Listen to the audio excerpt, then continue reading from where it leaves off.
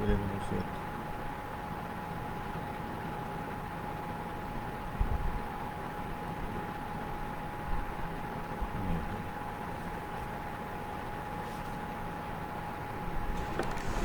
morning.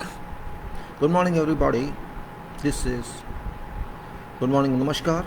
This is Engineer Suraj Singh speaking from Bharat, India on this day, June 9th, 2021, Wednesday. It's Wednesday, okay.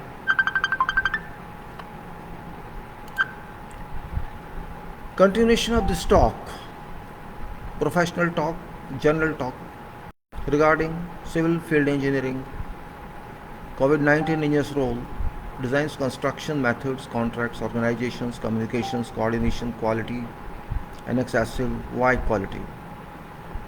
It's a series of talks that I've been making to you, people of this country and world, and also engineering community, for both, because everyone has a right to know facts, and those facts can't be concealed. Those facts must be known to people, all people. There are two types of people in this world.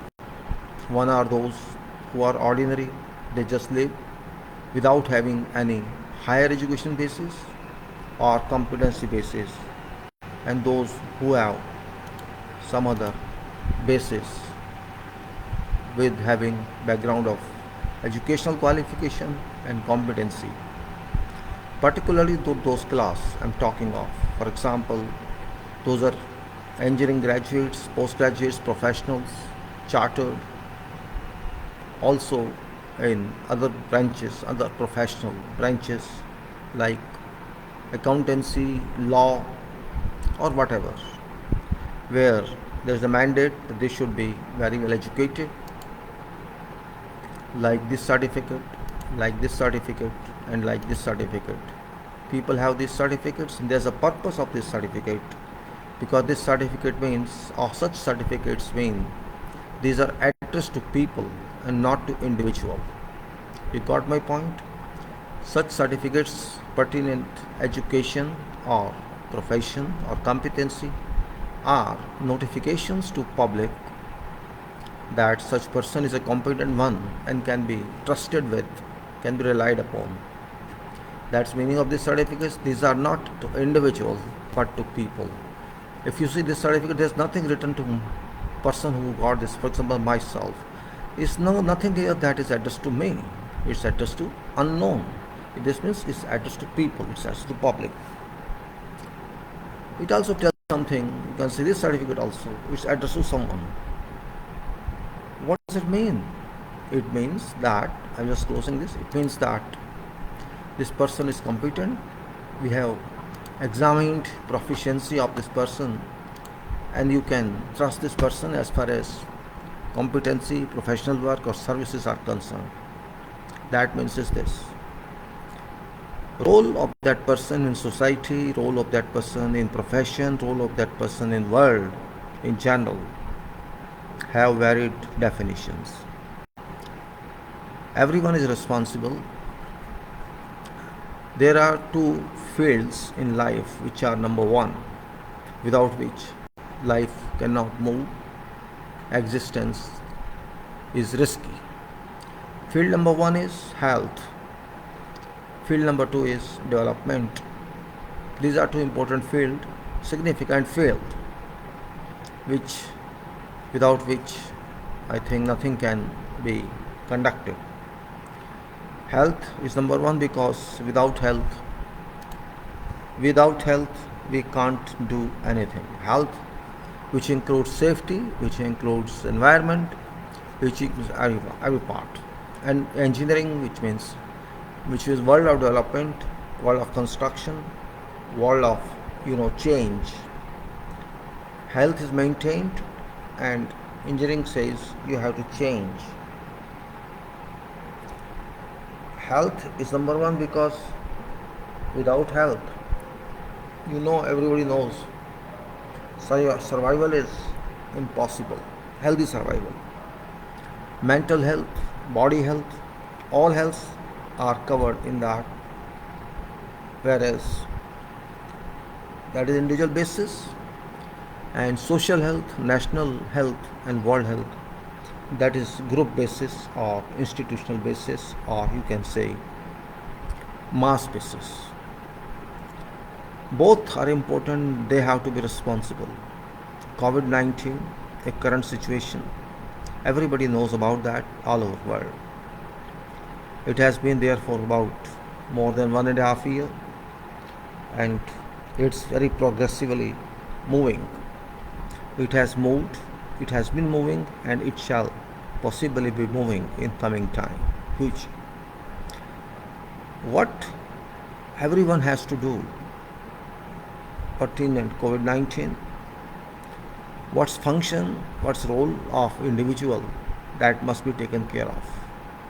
COVID-19, I'm talking of quality of a person that should be inclined to COVID-19 because this is health issue.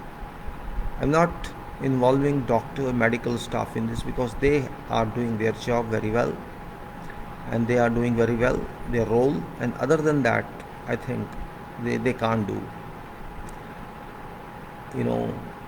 Extensively medical world has been successful in handling COVID-19, irrespective of what arguments go on, allegations and counter allegations. I'm not interested in that. My purpose is COVID-19 is still unknown.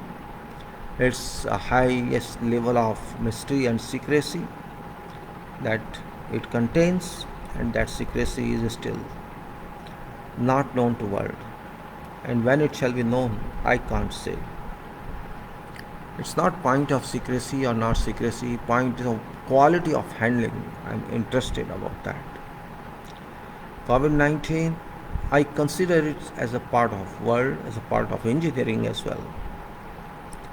Engineering in the sense that first comes safety, health and environment. Development comes later on. How we if you say what we have done, what we are doing in combating this, frankly speaking, whole world doesn't know how to combat it.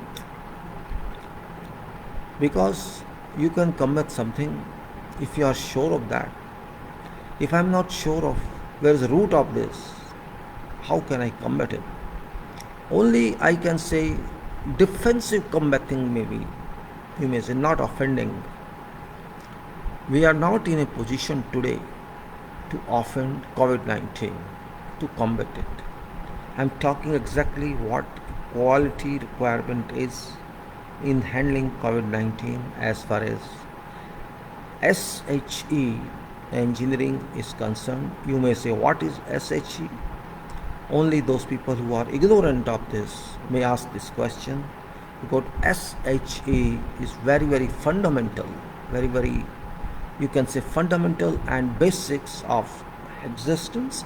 S stands for safety, H stands for health, and E stands for environment. And there are other issues how to handle that. Ergonomics exist, and other subjects exist for that. Safety is not work safety I'm talking safety in existence, safety in society, safety as a nation, safety as a state, safety as family, neighbor. Neighbor is also family. There have been so many protocols, use PPEs, use masks, use goggles, and use kits. Everybody has known this, everybody knows. But can we think about other than that? When we don't know something, medically we are not sure, scientifically we are not sure, we can't guarantee, we can't calculate something about this, and we do not know how far shall we have to move with COVID-19 problem. health problem. We do not know this pandemic, how long it is, what is its duration on earth. Nobody can predict that. And prediction means this emotional, sentimental, and something unknown.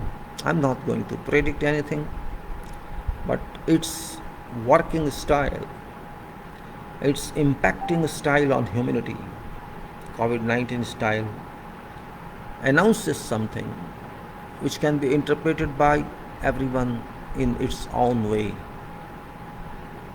1.5 years has gone, or exactly I don't know how much, say from start from November 19, so 2 months, then 20, 12 months, 12 into 14, and there's 5 months, so it's around more than 1.5 years.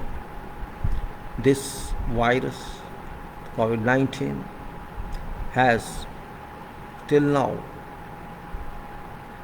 not disclosed anything to world.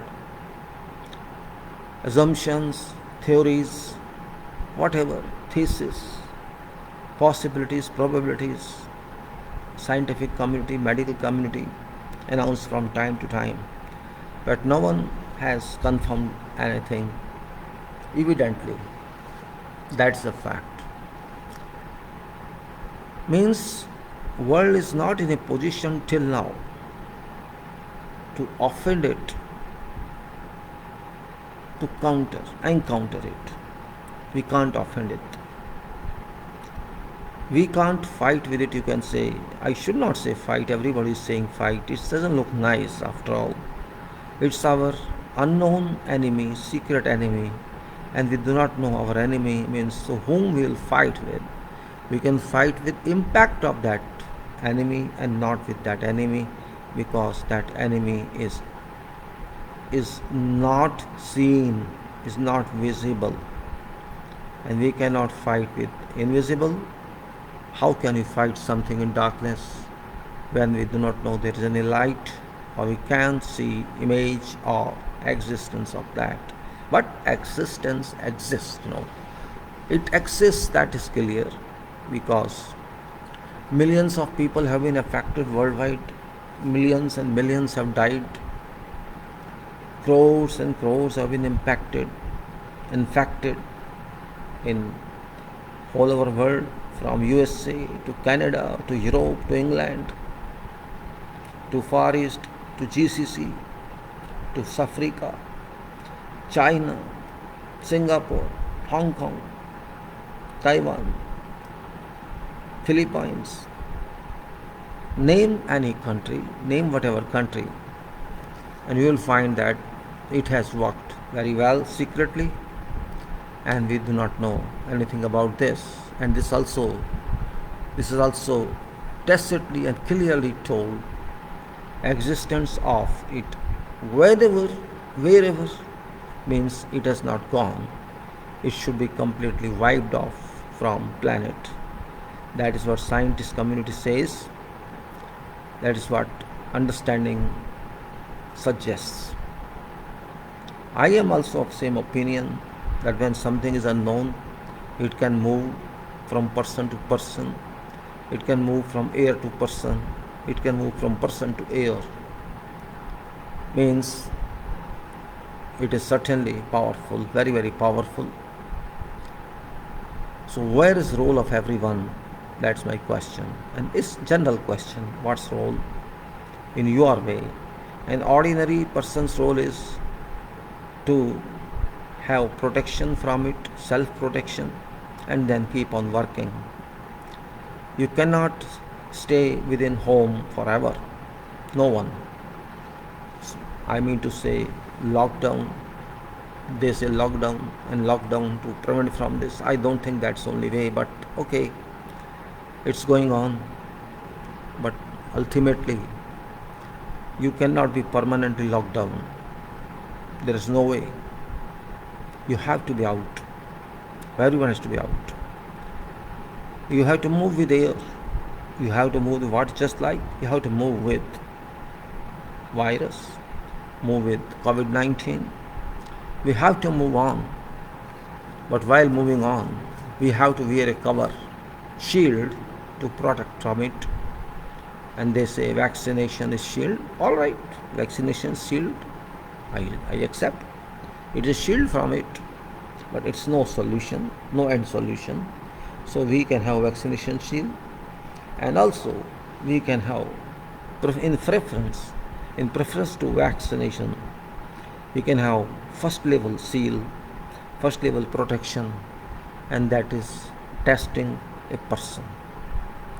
If a person is tested and it's known the person is negative or positive, if person is positive COVID, at least that person can be isolated and provided treatment, whatever we have, preventive treatment or immunity treatment, or you can say raising immunity level.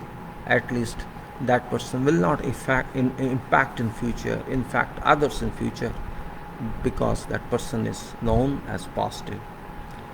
That person may infect many people, but because that person is known and is a part of, you can say, part of test, we know how many persons have been tested and how many have been infected and how many have been taken out from that impact. All data can be made available, but here failure is that some economies did it all over world, and some economies failed like ours, Bharat, India. I have to say every time this with regret, with public apology, that do not take it into negative way. Do not think that I'm going to criticize my country, because as far as COVID-19 is concerned, country does not have any meaning. COVID-19 is worldwide phenomenon, worldwide disease. It doesn't differentiate in country boundaries. It does not differentiate in air boundaries. It works its own way because it considers currently its work area is Earth. COVID-19 work area is Earth, its job assignment is Earth. That is why I understand. I'm trying to explain in terms of human being. Assignment of COVID-19 is permanent for time being until we know who assigned it, how assigned this, and what are its weak points, or where you can say analytical answer lies in. That's what I'm thinking. So my thinking is little complex. My thinking is a basis from where I find some errors, or you can say errors or ignorance. Some people take it different way politically. I do not, because I don't have any interest in politics, and particularly COVID-19 is not political related. Those who consider politically, I think they are foolish, I should say, whoever they are. I'm not interested in any politics, but facts cannot be denied. I cannot hide facts. It may be related to my country, it may be related to other countries. All are same for me, for you, and for everybody, because we do not know where is wall of COVID-19, where is room or accommodation of COVID-19. It's seen everywhere, so we can't say which home it is where it's living. It's not living in a home. Whole world is its home.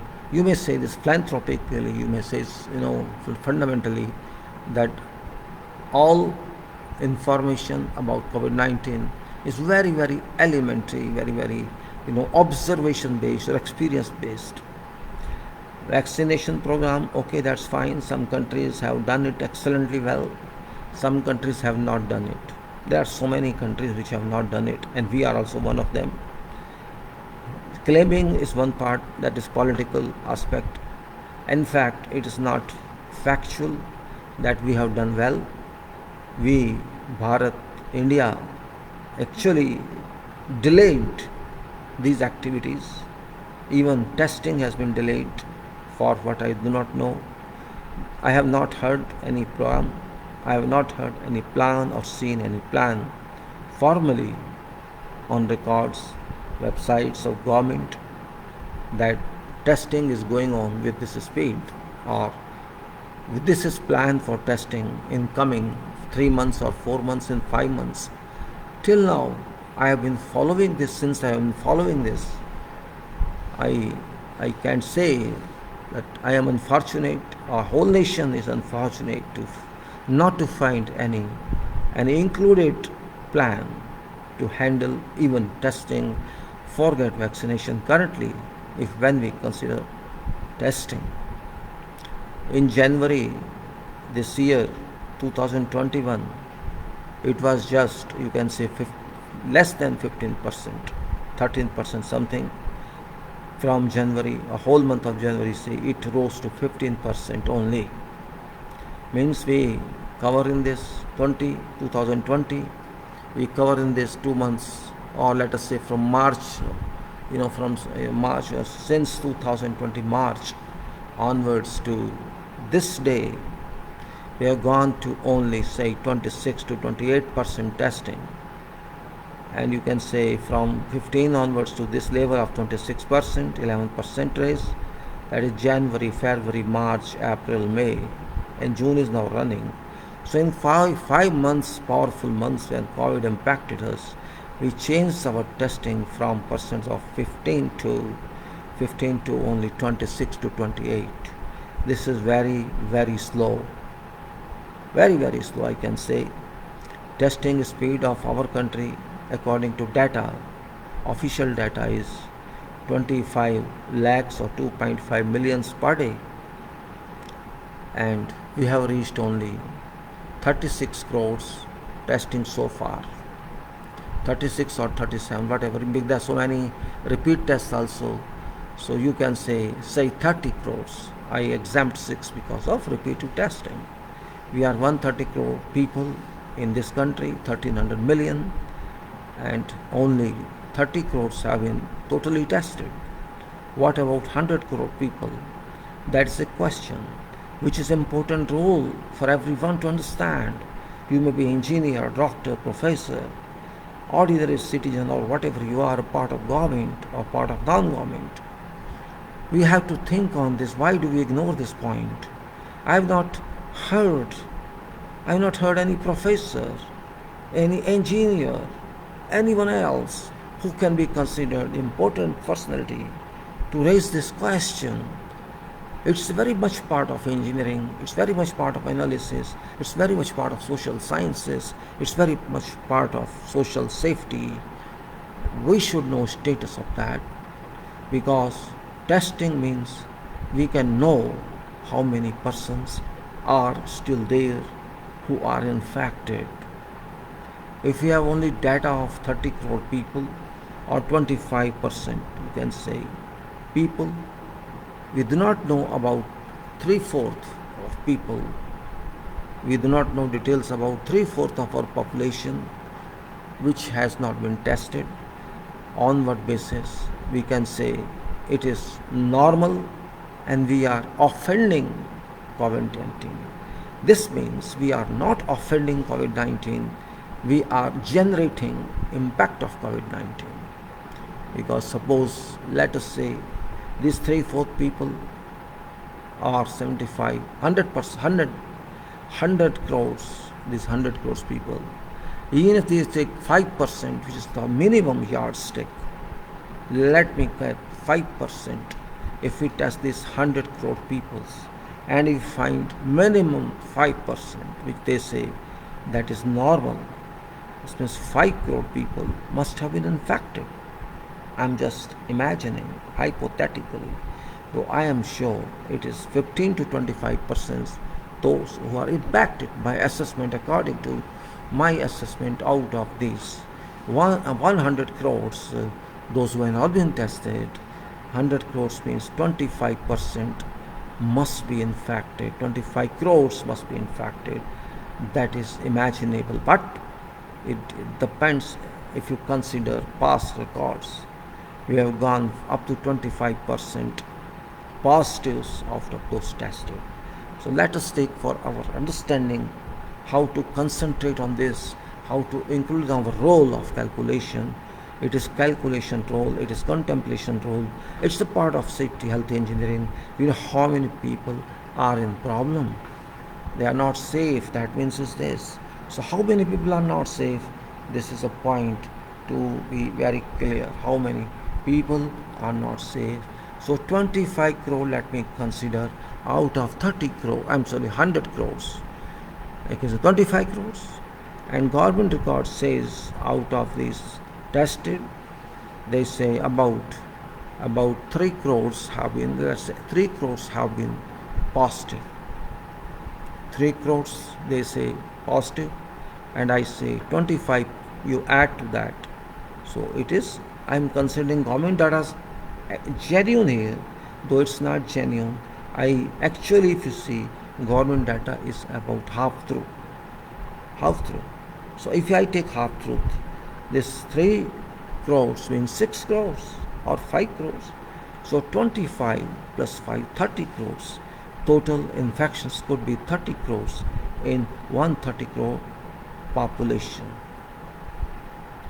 Now if you take whatever is current, that is 3 crores, and let's say 5%, if not 25%, 5 crores are there. So 5 crores plus 3 crores, 8 crores are minimum there. 8 crores, if I accept government consideration, or that there is no risk, if I consider that there is no risk, they say 5% positive is no major risk. Let us consider that way, it's normal. Means still 8 crore people we have. Those have been infected. So this is very serious matter. Percentage wise, it may be 5. Percentage wise. But when say quantity, or you can say scope, or you can say diversity, this 5% is 8 crore. 5% is very small figure, but 8 crore is not very small. That's what I'm saying. Quality of scope. Scope tells extent of scale is whatever we say 8 crores people are currently must have been infected. 3 crores confirmation and 5 crores imagination based on your record, based on your minimum cases, and that is what I say. But another rule is, if we know facts, if we could conduct tests regularly with complete degree of seriousness, determination, and to adopt this as commitment towards nation, towards society. Since this pandemic began in our country, it's say 450 days have gone. We must have tested about 80 to 90% public in this period. We could test that. And when we have tested say 80%, according to WHO, that's minimum, where you can say okay 20% can be left for grant, but we know status of 80% people which we do not know now. We know only for 25% people, we do not know for all 80% or 100%. This means we don't have any weapon to handle this. Still, there is no program. People say you are criticizing government. I am regretful to say that. Government has to work for people. People have not to work for government. Government is paid. They are service providers for public, and they do not pay anything from their pocket. They pay from government funding. It's complete failure. In this case, keep aside politics. It is complete failure of system or government that we are not even able competently to test even minimum, that is our capacity, maximum capacity, which is say 25 lakhs individuals or 2.5 million individuals per day. Still we are testing, let us say every day it's changing, sometime 15 lakhs, sometime 18 lakhs, sometime 20 lakhs, sometime 22 lakhs. There is no uniformity in testing COVID-19 cases. There is no uniformity. If you see curve which I publish every day, Those curves are laughing on themselves. Those graphs laugh on themselves. It's like, some child makes some drawing just for with paintbrush, and that child doesn't know what I have to draw. It's that type of curve. No, curve clearly says there is no plan, there is no scheme, schedule unknown, no schedule.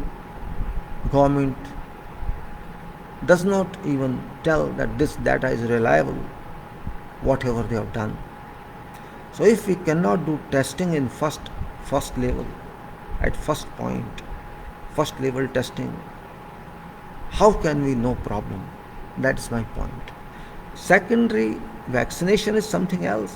It will not treat us from this, but it will just upgrade our physical immunity, or you can say raise our resisting levels, will be stronger. It is expected. I am not saying it is guaranteed. Nobody can say that. It's like, defensive measure, you can say. It's defensive measure. Then vaccinate. Okay, that's fine. But vaccination does not mean you do not do testing. That is not vaccination. Vaccination is a parallel arrangement for keeping off COVID-19. But if we know testing, I mean to say, my calculation says we should have tested 1.4 crore per day. That is now dream. We can't do that, because if we can't even test 20 crores, 20 lakhs or 25 lakhs or 2.5 million, which is our capacity, if we cannot utilize that capacity, then how can we predict of 1 point something crores? That's impossible. Something impossible based on our experience, based on records. I've not seen anything on government publication. Fortunately, I've been following, I don't know why, I've been following this data and trying to analyze, and I also publish my mind to people every day. Maybe people respond or don't, I don't know, but I collect data from government and put on my file and then interpret, make some report, tentatively, indicatively, and that report is then done. Now it's I do my role as an engineer because I can understand basics of engineering. Analysis is also a part of engineering, data analysis, though it's not that data analysis, it is common sense analysis on Excel sheet. I interpret that. Because there's no interpretation, there's no representation from government every day, there's nothing, and they just show sometimes on Facebook some graphics which only says something which is irrelevant, means how many people we have saved, how many people have died. They say, oh, we have saved so many. Means this is really childish. You cannot save anything. You say we save. There's no contribution from government in this. We save. People don't have hospital beds, people don't have oxygen cylinders, people don't have anything on behalf of government. Those who have approaches, those who have big gun support, even they are not getting. So how can we expect that every street person, every poor person shall have access to bed in hospital, oxygen in hospital? Means that is all dream. If government considers that this is a criticism, I'm not interested in government. I'm interested in people. My report is for people. Government also reports for people. Government doesn't report for itself, but government is not genuine in this case. It is health issue. It is not political issue. It is not economic issue, though economy is affected indirectly due to lockdown and due to other issues. Black markets are always high ups. Price rising has been ongoing. Every commodity price has been raised, in some cases 1.5 times, also in some cases twice, also 2 times. Well, that is another part. I'm not interested in that. I'm interested in completely to define my role in COVID-19 case, follow-up cases. Physically, I'm not able to do anything, but mentally I can tell people where we fall short of requirement, and that's my duty as an engineer to think on, because physically I cannot do, I can't reach whole nation. I can do very little, and that too depending on source. I don't have any source. I am very aged person, 67 now. You can't expect me that I can do something a lot, but mind is very important. People should understand what I'm saying. I'm not saying for myself, I'm saying for general people, that we should be clear about what's happening. We have lost millions of people. That's fact. Somebody accept it, somebody may not accept it. I calculate it accordingly for whole population. My formula is very simple. Whatever government data says, I respect that data, but that data I consider is 50% applicable, because every government shall try to conceal information. All governments around the world have done it. All governments. You may take case of USA or China. You can take case of Russia or France.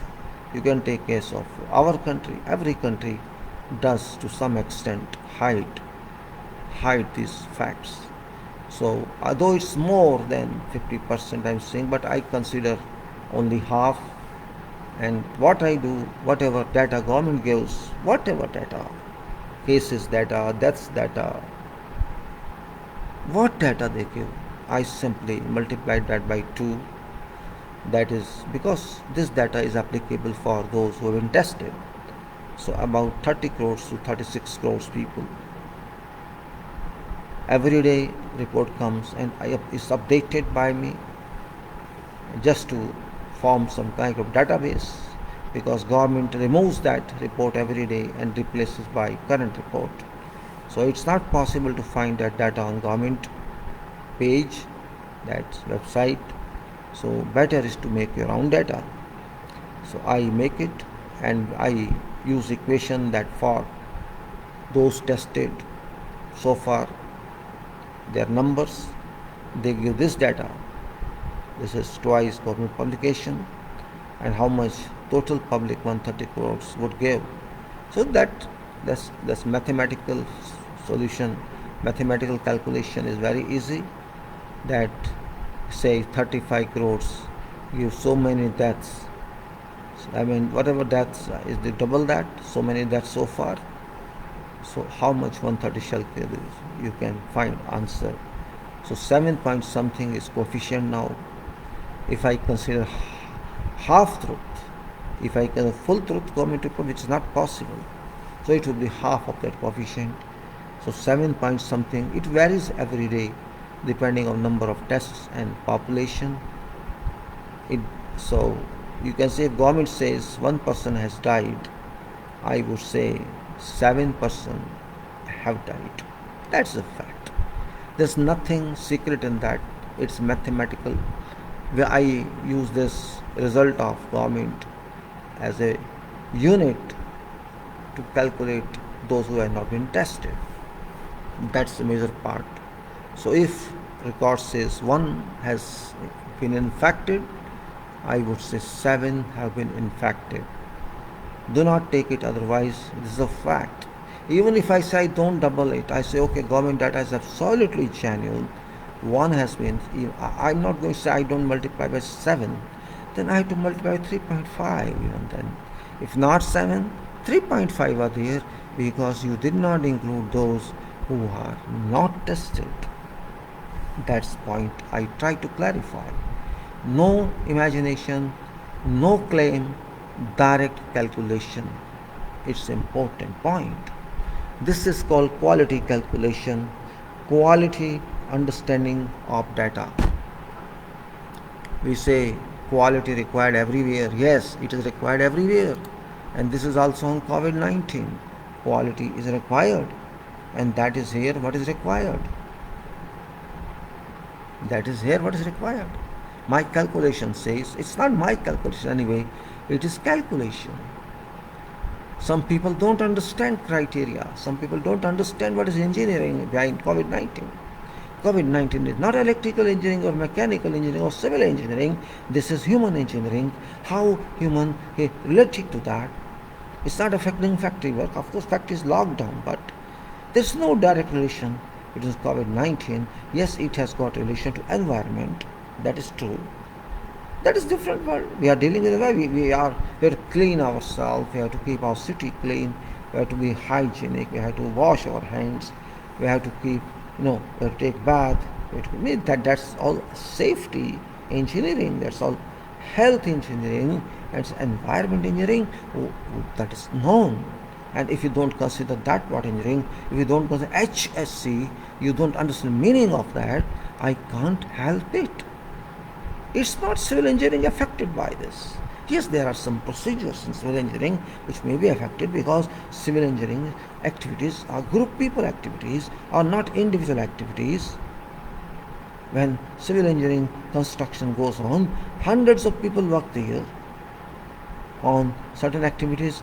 When one person cannot act, say 10, 15, 20, 100, 200. It depends on activity.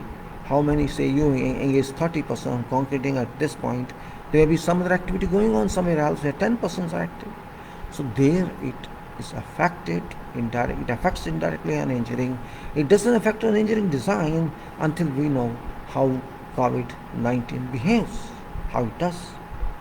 There are, assumption reports, elementary, you can say non-conformity reports that designs what we have given to buildings so far. Design basis or consideration is COVID moment doesn't tally with that.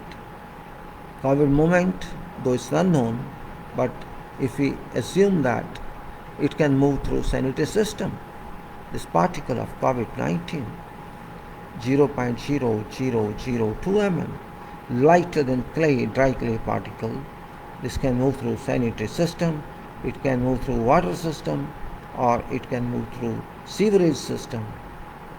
It can move through that, and it can move through air, though not full-fledged full.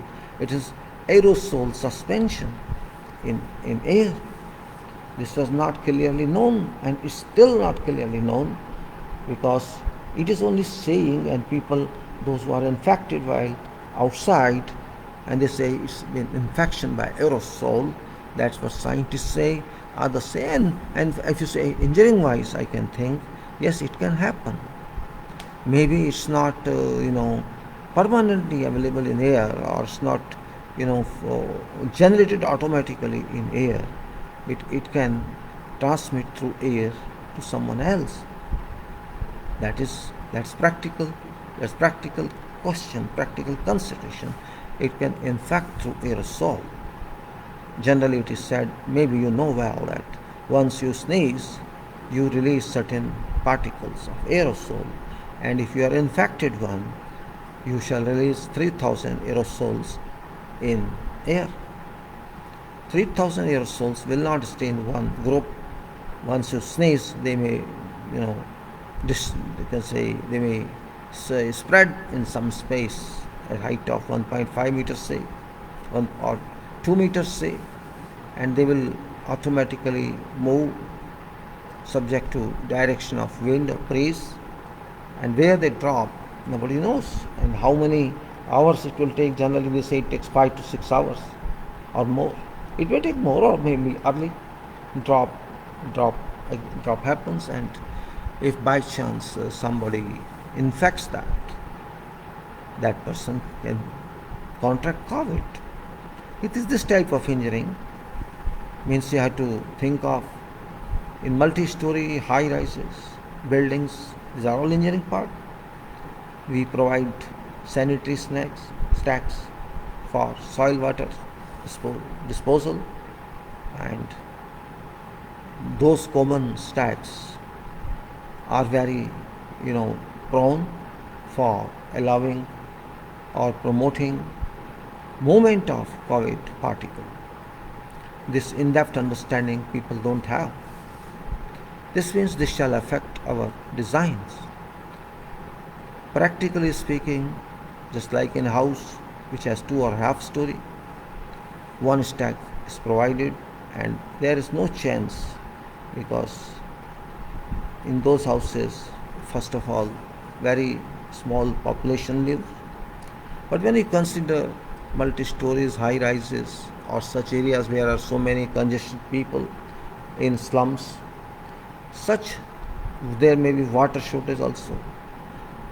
Means those are, you can say, environment, pro-environment to COVID-19, breathing COVID-19, generation COVID-19, thriving, whatever you can say, because I am using all expectations, because we don't know how COVID-19 particles work. So opportunity given to COVID is that we are not ready, our buildings are not COVID safe, our arrangements are not COVID safe.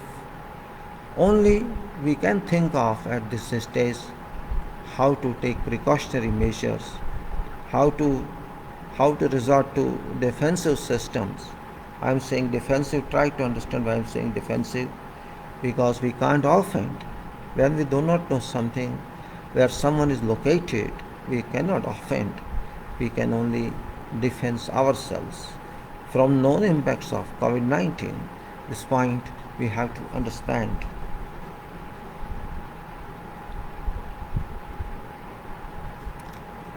Whole world, I have written many times on posts when I used to write about air conditioning, I used to write about cool water, I had to write about, the issue of walking. People used to take, oh, what is writing? There were raised questions in UAE and others. How can air condition be, dangerous in COVID-19 situation? And those governments said there's no scientific evidence, so no problem if you can use air conditioner. Well, this is people, this public can say anything. But common sense is engineering, and engineering is common sense. Air conditioners we use, you think, what is that? You can use air conditioner wall mounted, you can use air conditioner split unit, and you can use air conditioner with a centralized system. There are no different other than this. All these three are very suitable homes for COVID-19 movement.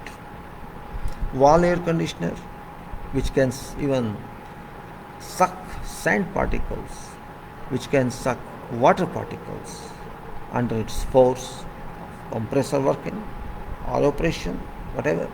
It can suck particle into machine, and once it's sucked into machine, it can pass through air conditioner filter. Filter cannot stop it. This means once it enters your room directly or through evaporator, its life is built. A desire for COVID-19 lifestyle begins, whichever lifestyle it has, and it can stay in your room like birds enter your room sometimes when doors are open, or rats enter, or cat enters. This is also one of them, you can say. Those are known and this is unknown. So when it can enter your room, it has supportive temperature. When air conditioner is used, room is about 20 to 27 degrees Celsius in healthy consideration. So that temperature is well supportive to air, to virus, to, you can say, aerosol particle, and means not one particle, not two particles, who knows how many particles enter, and you are in that room living sure with that moment this particle shall come to you. When air is spread, chilled air is spread in room,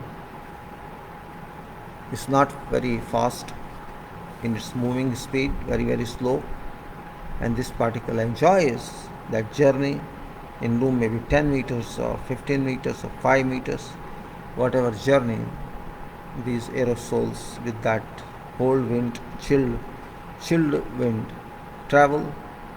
You may be there in that travel, and you can in fact if you do not wear masks, you do not wear your glasses. Generally, you don't wear masks in rooms, we know. You don't wear glasses until your glass is numbered. So you are extending opportunity to that particle, COVID-19, to thrive. You may say, some people argue, I talk to many people, they argue, no, air conditioning system, that central air condition, that doesn't allow this particle to go in. Well, I don't know their calculation basis, what basis they calculate. Maybe they do not understand how central air conditioning works. It's too easy. It may be central air conditioned, but there is always air handling unit and chiller unit, both work together. And air handling units means it sucks air into system in place of other machine. Air handling units purpose is suck air for chilling purpose. Air is sucked and there is a chiller that is evaporated and everything, and air is used for purpose of cooling, it's chilled. And if your particle enters there by whatever way from air, it enters in air handling unit or in your chiller unit, there is every possibility that you will be infected. All those people who are using that air, supply air into system of central air condition in various rooms, particle can reach everybody through flow of air flow through all ducts, HVAC ducts. Fire control damper is different, but volume control damper and all those shall provide accommodation to COVID particle. Or it may be split unit where there is one outdoor unit and one is indoor unit. So there is access to that particle through outdoor unit. So in one case it is direct access on wall mounted units, and it is access through central system as well as through indoor outdoor split unit system. So virus has freedom to enter your room, and when can you know it? At that time it's too late. So only alternative currently is not to worry about everything, think of everything and provide solution in form of design or excavation or in whatever other form. It's very important part, and that's why I say quality is important. Role of engineer in COVID is that we have to understand, we have to redesign. I put this note on some website and one responded, it may go after some time. So why to worry about design changes? Well, I am not in agreement with this proposal, with this assumption that COVID-19 shall go in a couple of months or years. How can I say when I do not know? We do not know totality of this COVID particle, how it came to earth, how it is generated. Somebody says due to pollution it is. Yes, possibility is there. There is possibility, every possibility, but no evidence, and that evidence is requirement of day. So dear, I today took some time for explanation of this because I had to clarify what is my role as engineer. My role as civil engineer is that I am not directly linked to COVID-19, being an engineering professional, but we have to think for future. Today's COVID-19 may be same COVID-19 comes in defined form and it continues for years together. So you think for so many years you want to make houses, you want to develop, that's not going to happen. You have to develop. You have to develop keeping in view how to offend or how to defend from COVID impact, and if you are able to have some solution in near future for treatment, possibly, I can't say, or if not treatment, something else that could be possible. Role is different. My role is that I have to think of designs now. People, I don't know why our engineers and institutions are silent, have been sleeping, I can say. Sleeping community nowadays is engineering. Engineering community has acted sleepers for many months, you may say. We did not speak on anything, and on this also we do not speak. Political forces are so high that everybody cannot raise voice, but that is always bad for nation to suppress voices. You may be right, you may not be right. I may be right, I may not be right, but I should respect persons, other persons. This talk of quality, I must just say that our role is quality understanding of style. As I said, sanitary units, sanitary stacks cannot be allowed more than 2.5 story or 3 stories. If you want to allow that even in high rise due to land problem, then you have to divide whole unit into 3 so that you know how many stacks are required for every WC. And you have to provide in same duct, but duct is very small, so you have to increase size of duct. Size of duct you have to increase and provide all over your area wherever required this service. That's where we can say change in design of planning. Let's say change design of ducts. We have to think of how to have offending or defending design of HVAC. I think electrical may not be that much critical here because machines are impacted, and machines means mechanical, and security is infected, which is also not linked to these machines. So that point is very important. That's was the reason I was explaining. Means we have to consider infrastructure of sanitary, plumbing for this purpose. We have to understand such impacts. So quality means COVID quality. I talked of little engineering, maybe you do not like it, but your liking or not liking will solve the problem. No. You are only able to think, and I am able to think, and that's why we are saying there is no direct shot in economy or in production based on COVID-19 until we know pollution has been on rise and COVID-19 issues have been on rise. Staff is raising its effect. We have to be very clear about this. I'm not going to further explain this because I explained many times. I just try to show you that engineers must realize fact. In particular, civil engineers have to change quality aspect, or also here is design quality. We design ducts for sanitary pipes. We design many other structures from various point of views. So here is we have to use our engineering skill to find ways that we can ignore it by time treatment comes in. And when treatment comes, people will not worry about test, they will worry about vaccination. That's true. That point you have to understand. This means engineers must realize this fact, and in particular civil engineers have to change quality aspect of COVID as well. It's happening, I mean to say.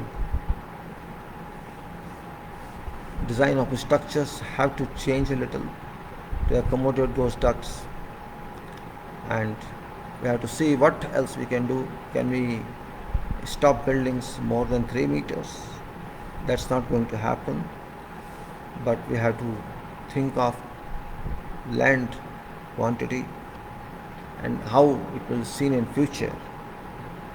So my role and your role must be clear, that we have to think of people first. People means nation.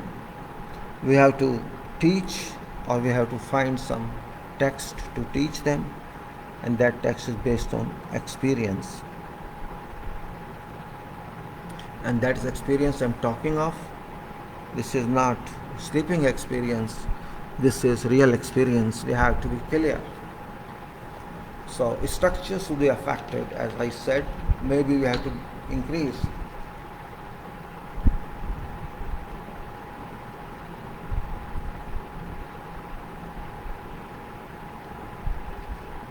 Maybe we have to increase sizes of our shafts or ducts. We call in India shaft, while at international level we call it duct.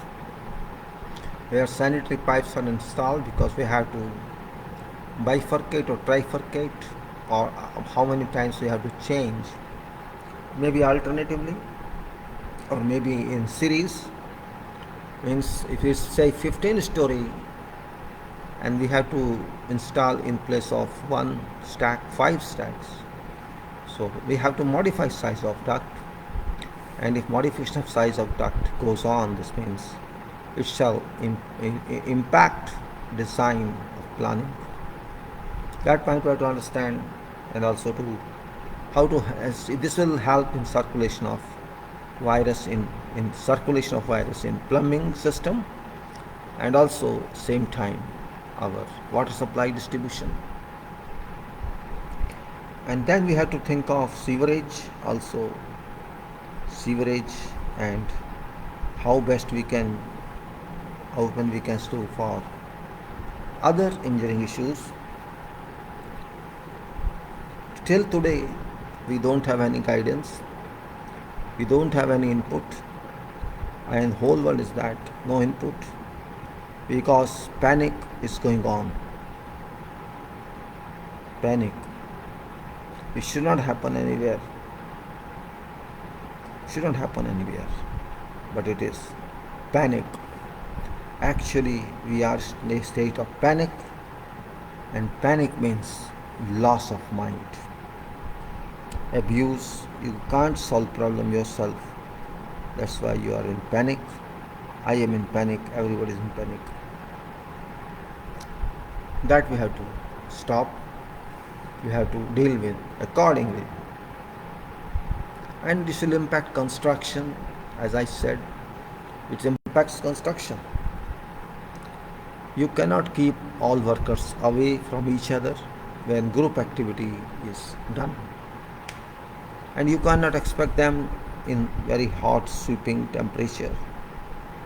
So much temperature, that's 6 degrees, 7 degrees, 8 degrees, 10 degrees, which is freezing temperature. You can't be out of home. We take this into our value. So my role has variation as engineer, because we have to first understand whom we are going to receive, and once we understand, we will act accordingly.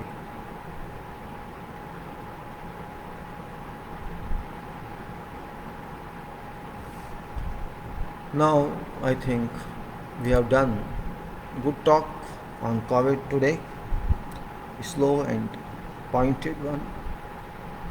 We have to move to our other points, and that is quality requirement points. Quality requirements in construction, in designs, or you can say in public structures. Public structures. This part of statement is completely experience based. You cannot find in some textbooks about such procedures, because every procedure you must have done in your life, and when you have many years of experience, many decades of experience in field, you can think of what you did in those days. You can write yourself if you are so supported. If you are not supported, that is different. Support or no support is your problem, it's not engineer's problem. In this, I have taken a list for quality check of various items. those items are not limited, but few only here I have given. There are many more which can be included, and I will include that. I have not done yet because I have many method statements elsewhere in other chapters. This is one chapter only, 11, and there are many more chapters which contain more procedures. It may be,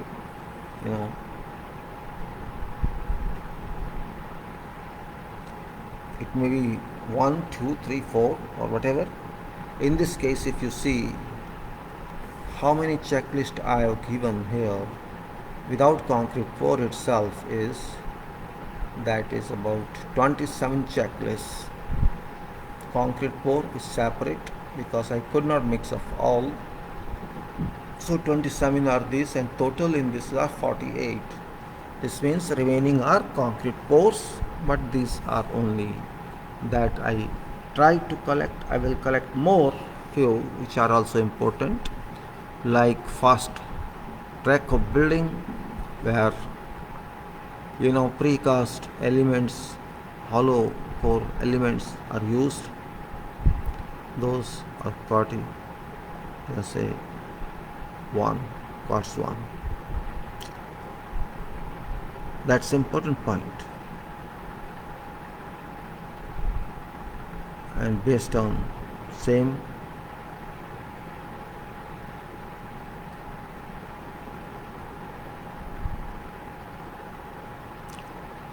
this list which I have given, these are exclusively from practical aspect, not any theory, but reflection of work done in field by observation or by experience. I have more items to add. It covers foundations, walls, stubs, slabs, lifts, all such. There are many complete projects also.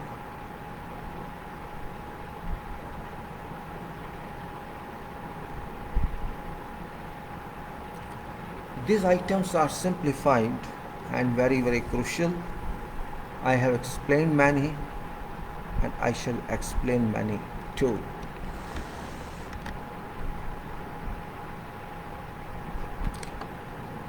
Explained at length, I will add to this possibly precast elements, which is light pole, which is manholes, which is, as I said, multi-story high-rise precast elements.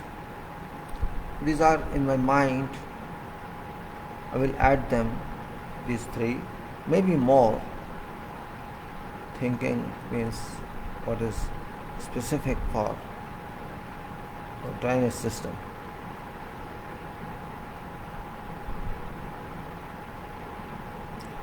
Because everybody cannot understand everything, therefore we have to limit our statements, but in clear terms,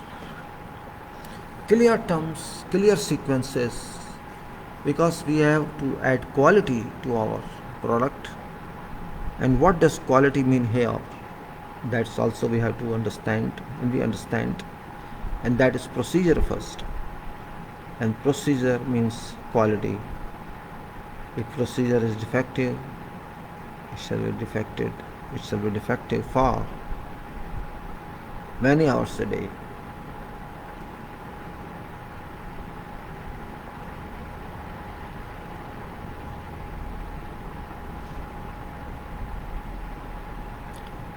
Now I will go further into this pours of concrete, because I post on structural engineers for their consideration, and I can say that which pour is this, quality check this is. So finished work, architectural walls. This was hoodie blocks also. I think I put website numbers here, website identification, that You can go, I put photos also, but sometimes reference is better than photos. So we can say here.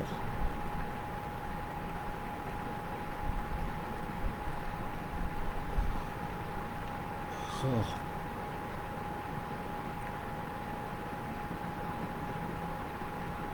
this is a firing range. I showed to you. I showed to you this. I explained about that.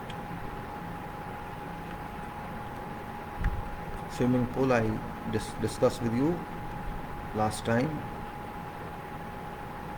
and I also discussed with you firing range. I will redefine it because this is important. I will put sketches in this regard. Therefore, I am going to explain that. It's already, you can read this. Meanwhile, I had put sketches. If you want to see those sketches, I'll show you.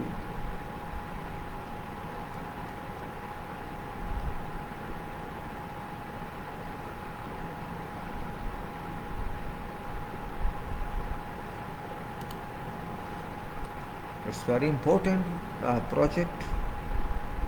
It's important project. We have to be careful about this. School, where is that? Executive can be facilities firing range.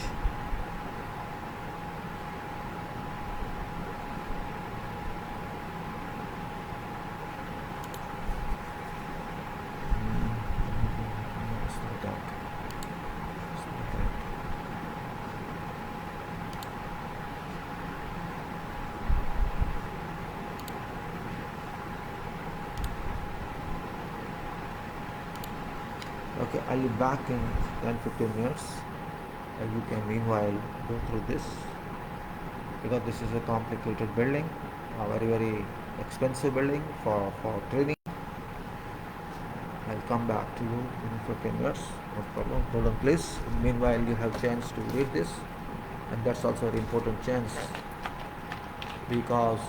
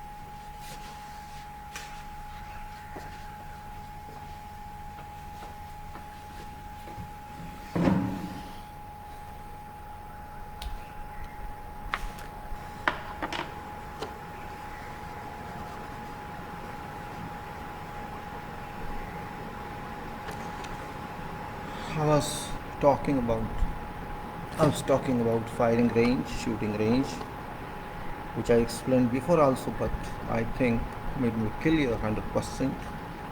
Before I like to have some review on that. It's better because reviews are always important for everything we do, for everything we do in life.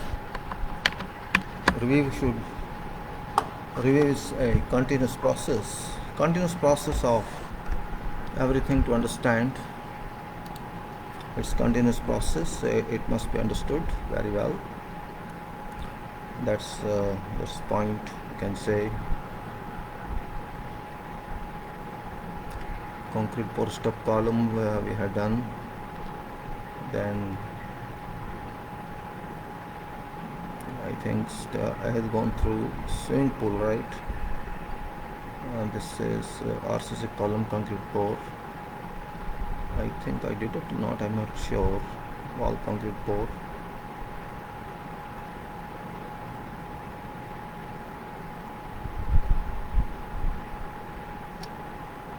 So I should say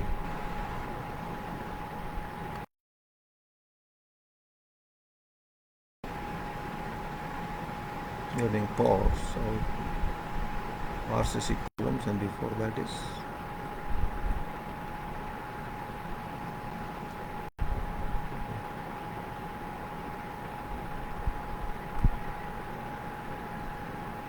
step columns.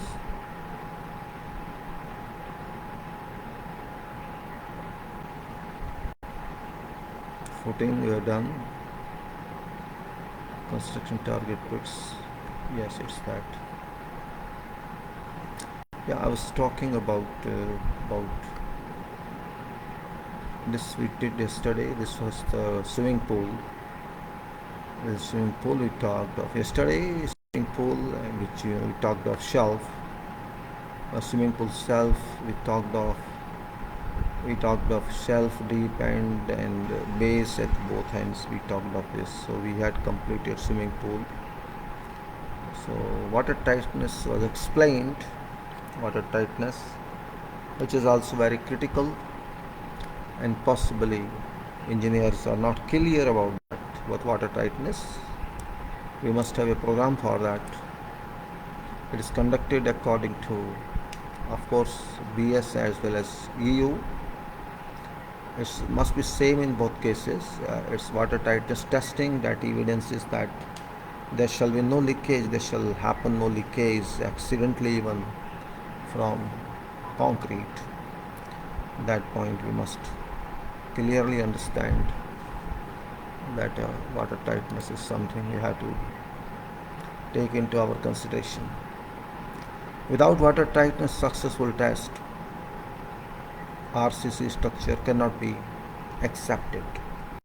Even though its design is good, it has been done according to supervision, according to inspections, according to ITPs, but everything is okay.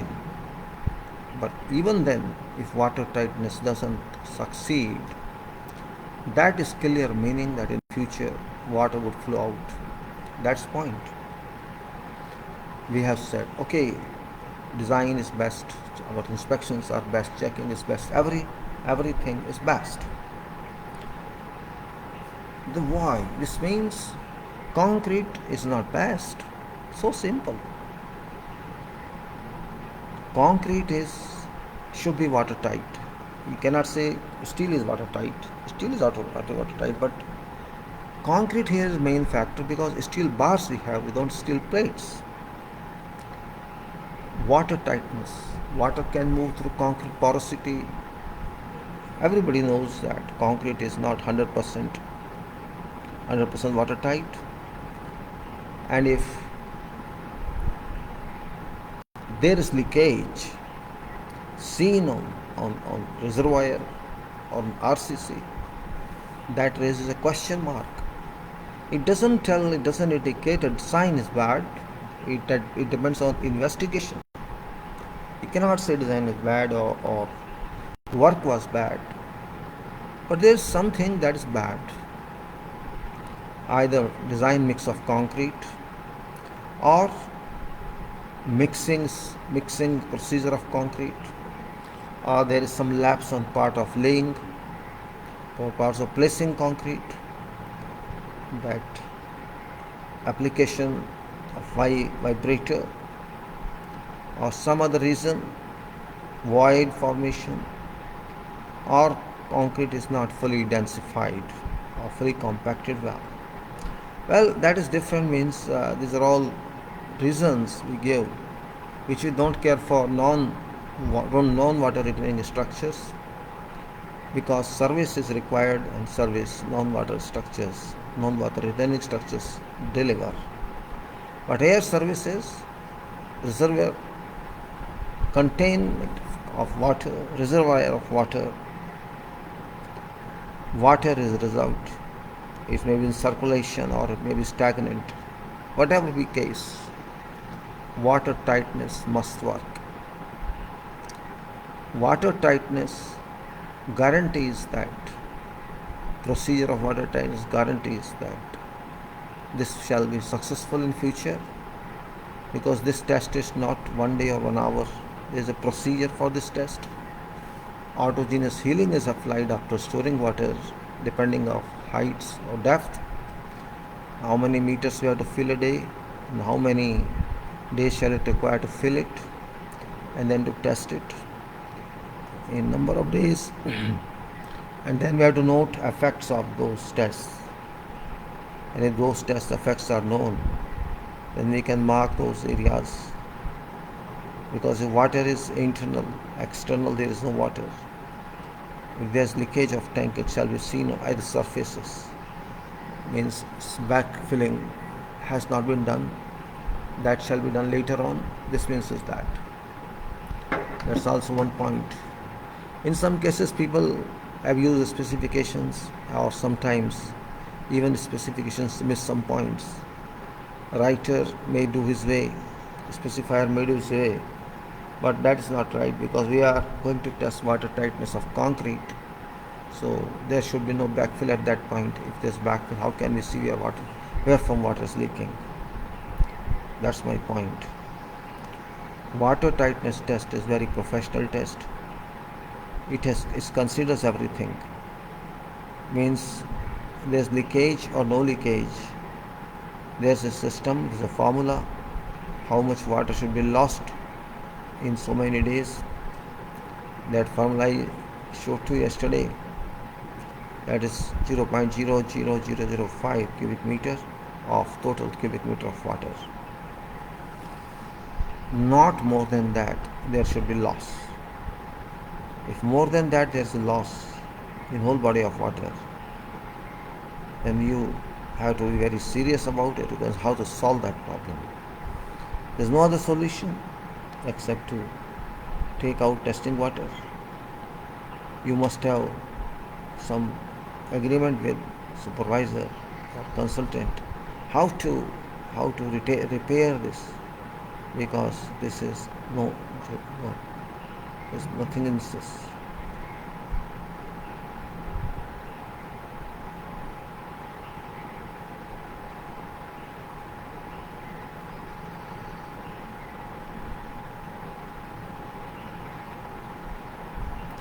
Water tightness must be absolute.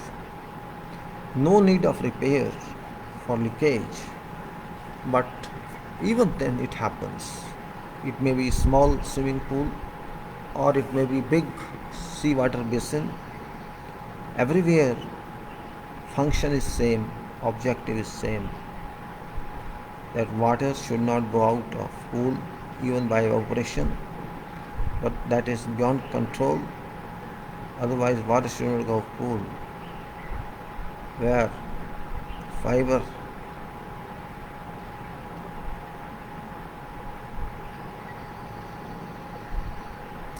So that was my point yesterday, to talk of that, which I could not talk. I showed you some references, but those were not very explanatory. I dealt this testing, I think many times in my career of sites. It was done in seawater basin. Of course, I was not directly in charge of that. It was a coordinator, and I jointly worked with that person in charge to sign off going.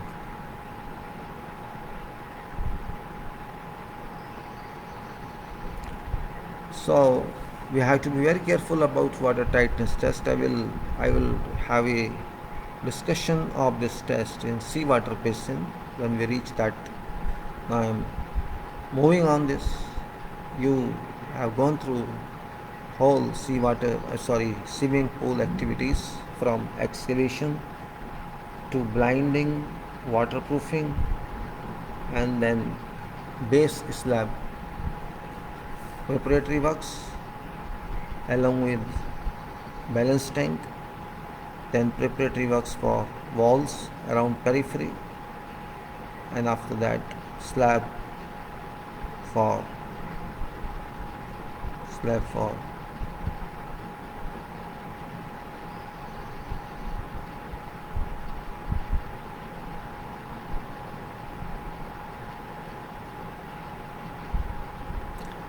point is that we have all precautionary measures in every activity.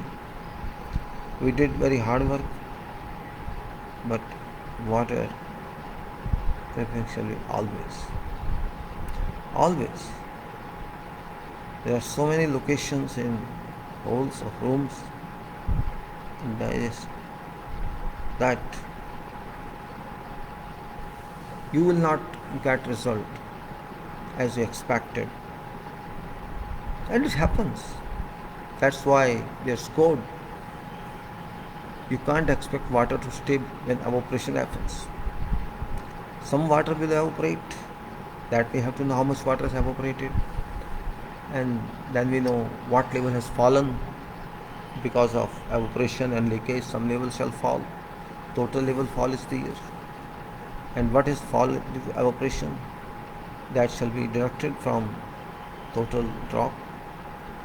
So let's say 20 mm explanatory, then due to evaporation, infiltration, that is also, and we can say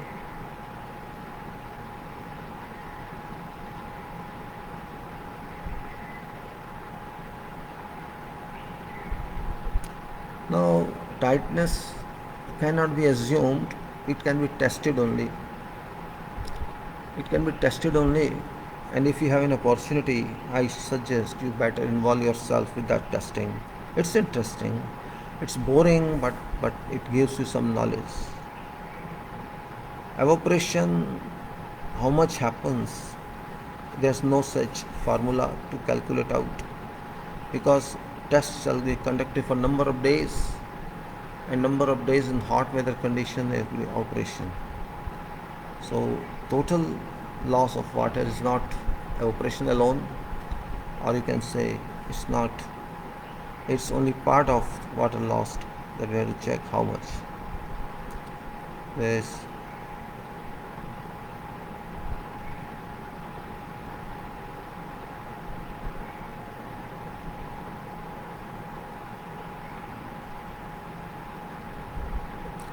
So I think you can do this very well, and it's interesting one, very interesting one. Now I just tried to review this swimming pool. I hope I realized that this being good reservoir, good water retaining structure, you will appreciate. I'm not expert, of course, I'm not given everything, but something is always better. That's my point of view. Now we'll move to, as I said, main building of this, I'm not saying main building, this firing range or shooting range, which is very, very important one. What is shooting range? Firing range, everybody knows that training is imparted to people, to policy people, staff people.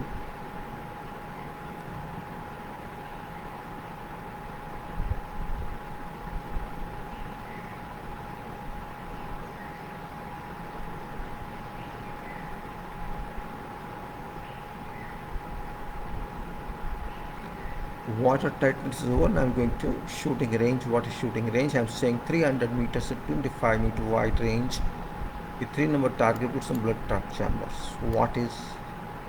What is shooting range or firing range? Firing range is, it's like training.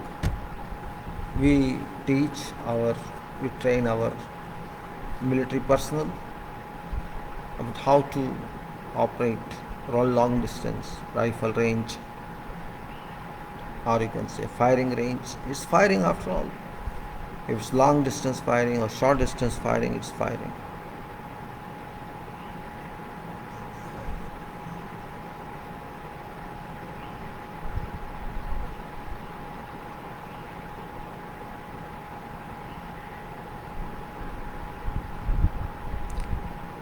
We have certain components in this range, firing range.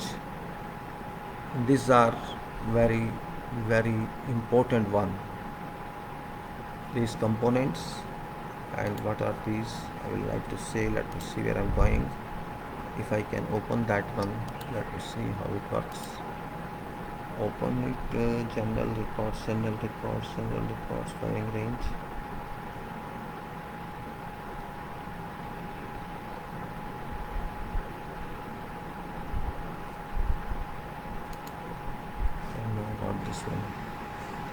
Not this one.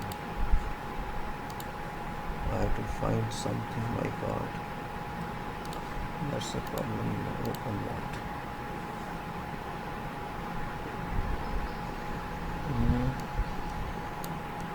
70. This is here. 77B. Here it is. Yes. 77.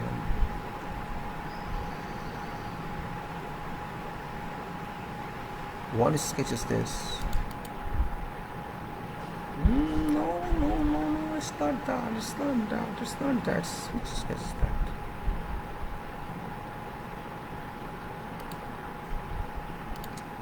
What happens? What happens?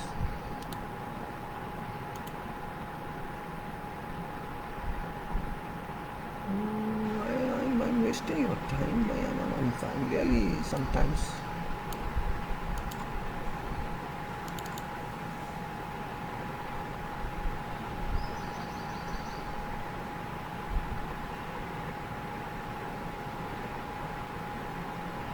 My folder is here. Storage, and this is management.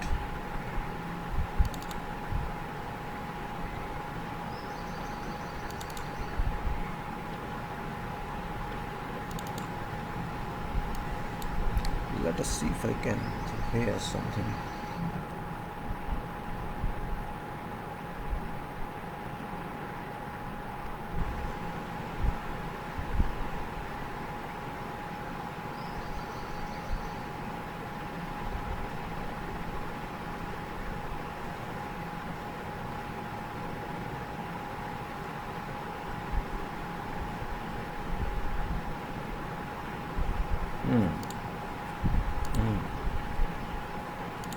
Yes, this is one.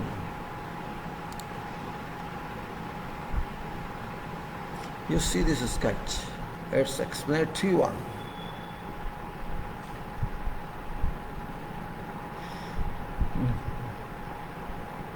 It's very clear in this. This was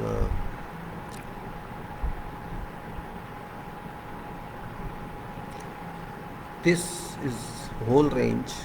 You can say 3 from here. I have taken this is building 327.5 meters up to here. 327.5 meters up to here.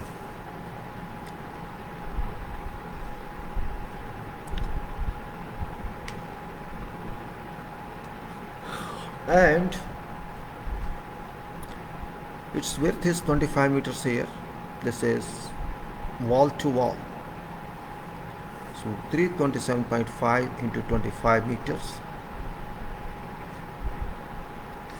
This building is 15 meters by 35 meters this way, and small portion here. That is size of building. So you can see there's this a longitudinal structure. 327.5 meter is not small. Of course, its width is less, but remember that this portion all is not covered. This is not covered. In this building, there's another one here, another one small, which is this one.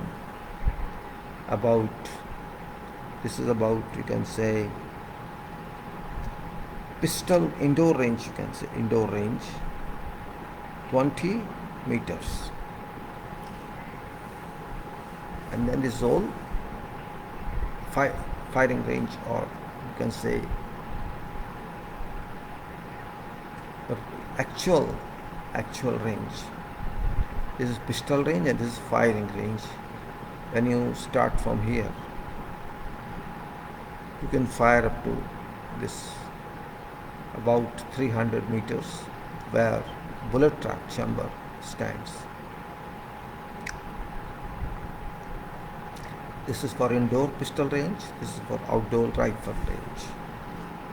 This is building, which is ordinary RCC structure, and finishes. This is end. This is called target pit. There's one target, final target. There's one target here. There's one target here. Depends on gradual teaching. You have to teach up to here, but first you have to teach up to here, then up to there, then up to there. Where is target pits? And they are target houses. This target pit is this, and there's a passage also below. And this is whole philosophy of this. Firing range. This is target pit. We'll see this detail in next drawing.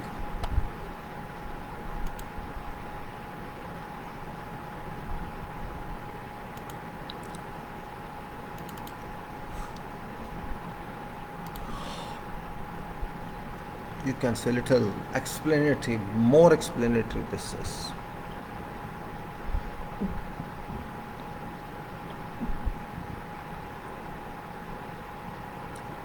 Well, I don't even remember when I drew myself long back. I forgot it. I just went to my files and tried to see. I by chance discovered, oh, it's there. So it's good. I got it. It's good. I got it. So it's with you now. Target pit. Now we'll see how it was constructed.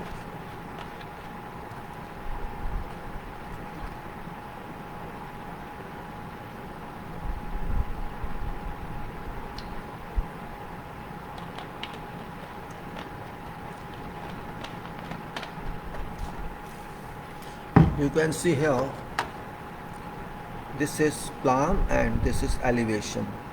It will be little, it's like a fort, FORT.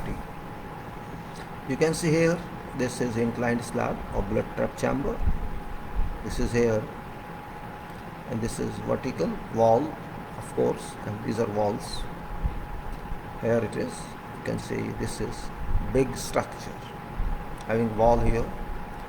So this is walled structure. Here this is sand fill in this. And these are entry passages. There is here, this is earth fill and this is sand fill. You got my point? This is earth fill in this triangle, and above is sand fill, and this is in a structure where there is, if you go down, there are two cutouts here, which means these passages. And this hole is called bullet trap chamber.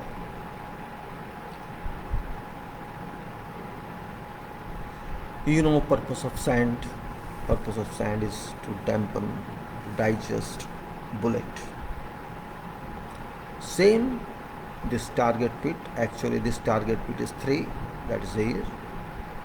Then this target pit here.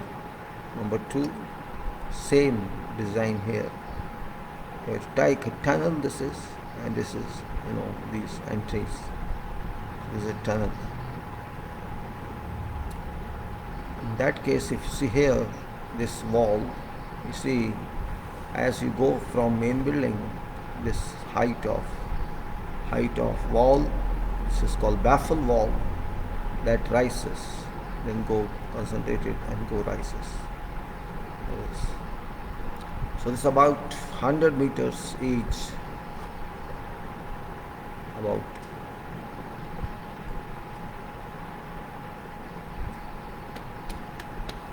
there's a passes at every 100 meters. Target pit 1 here passes in, 2 passes in, 3 passes in, and they are then target buildings, target houses.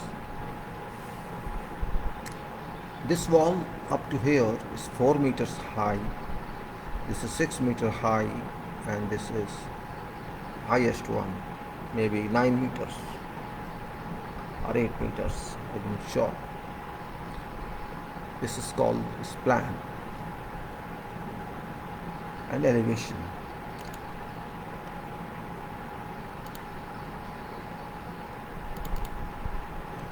And you can see one more here.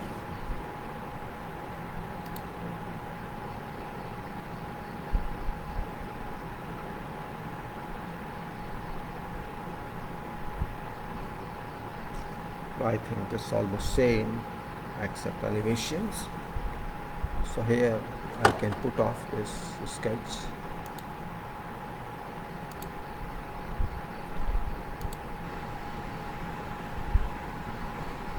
This is building elevation here.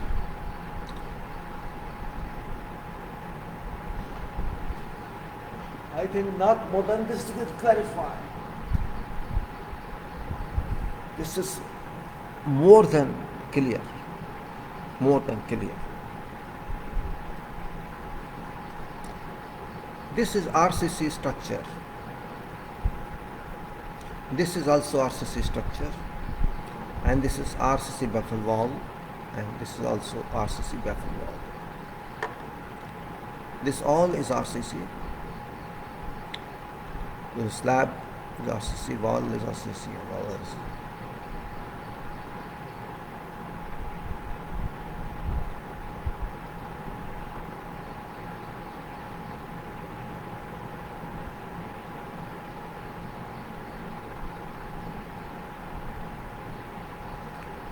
These walls are voluminous works. These baffle walls, you can see here, let us say 300 meters long. Let us assume 300 meters long. And this is here, it is 4, 6 and 8, so 6 meters long height. 1800 square meter, this wall, and 1800 square meter other side. So you can say 3600 square meter wall, and if it's 40 centimeter, you can see what volume of concrete you have to use to include. And there are other small structures, RCC structures. This is very interesting thing.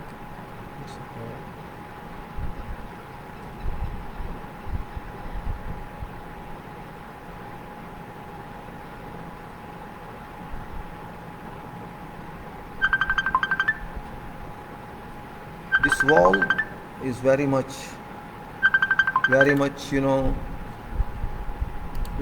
useful for design purpose, for purpose of construction, to understand what is fact required.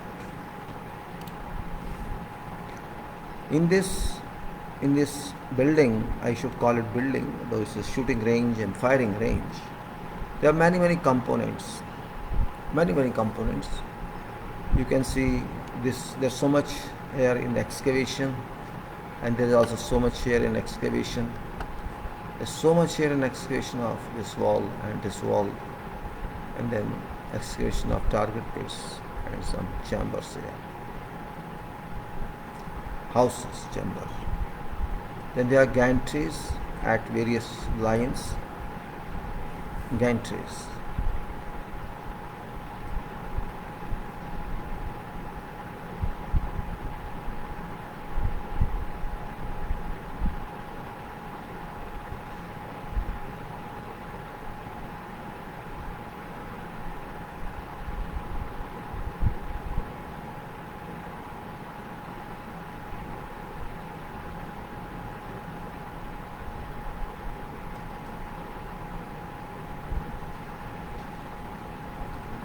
Means you have to do all activities here, lot of excavation, lot of blinding, lot of waterproofing or protection, lot of walls, lot of basement or underground work, which is this target pits, then these houses, and after that all finishing of this building and these baffle walls finishes. Do you think it's small work? Yes, it is small work for a person who is very senior. It's not small work for ordinary person. No, it's not ordinary. It's very much expensive, time consuming. Because these projects are never done.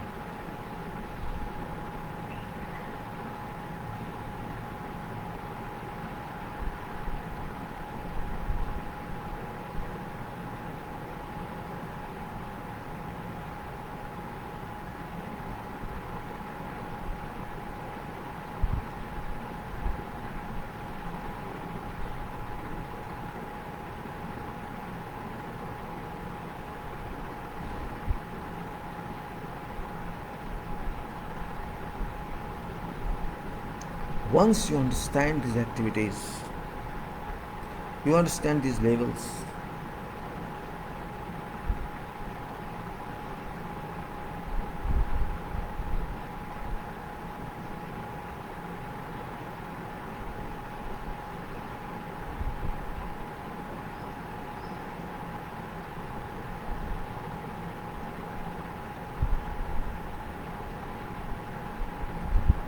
it's very easy in fact if you see structure wise, simple work but accurate. It's very simple. As I think you understand now what I mean to say, what we have to think of this. Stages can be yours. You take building first, wall second, and so second, and block.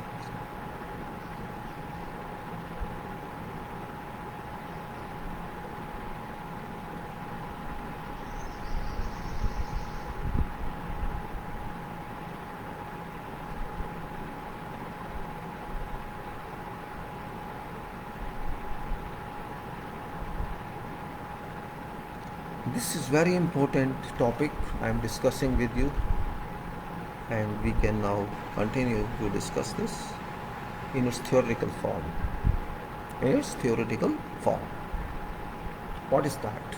You can see main building with RCC framed structure, indoor pistol range area with RCC framed structure, then indoor pistol range area with RCC framed structure, outdoor shooting range area with RCC framed structure, bullet trap chambers, target pits, underground passage pits, baffle walls, gantries. Yes, gantries would be here, which I missed to tell you. Gantries would be at these distances, here, like this. Various gantries were shown, because gantry means when you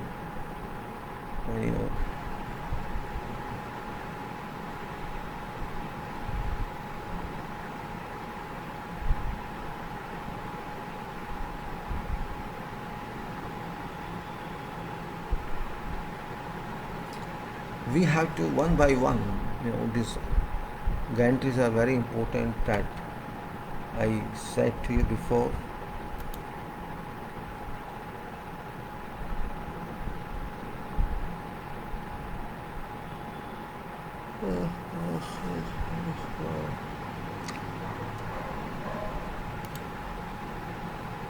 You see, this is gantry here.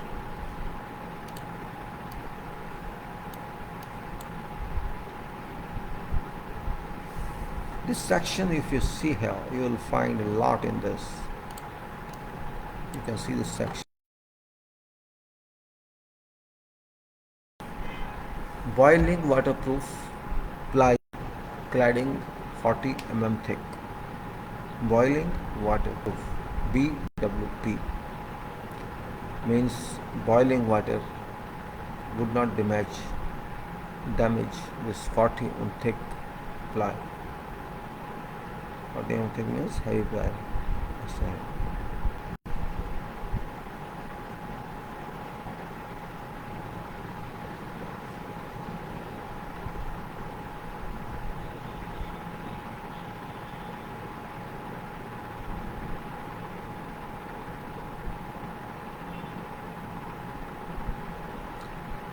Boiling waterproof, then ply cladding 40 thick connected to timber pieces across, right? Timber pieces across, you can say these are timber pieces. 20 thick armored plate, 20 thick armored plate, bulletproof and steel gantry truss.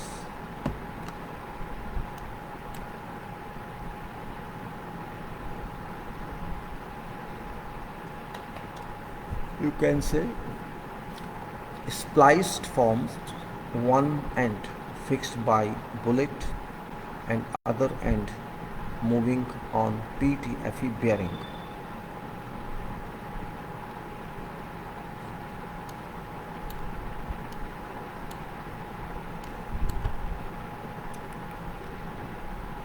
You got it?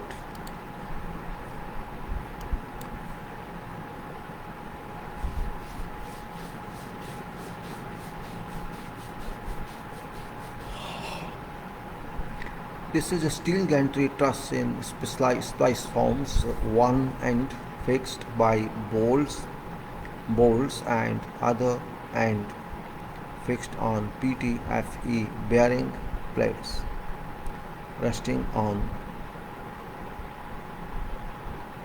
self something, I don't know. This is all detail of this, and here is also section.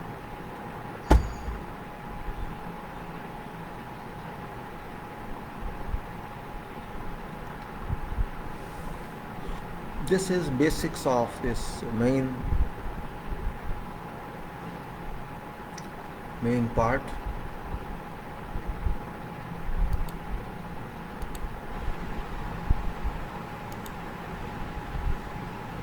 And we'll go to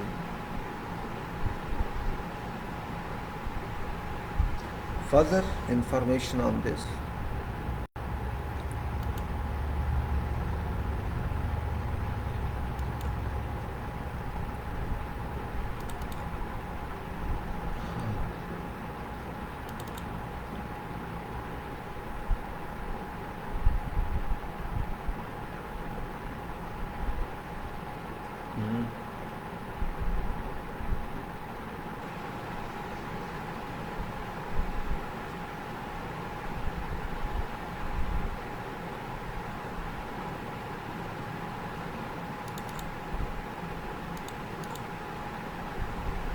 FR.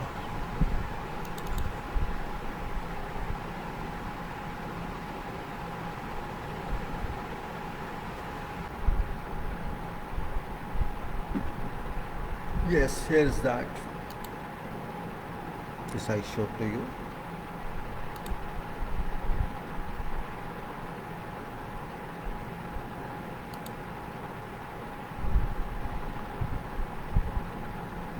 I think this is also important.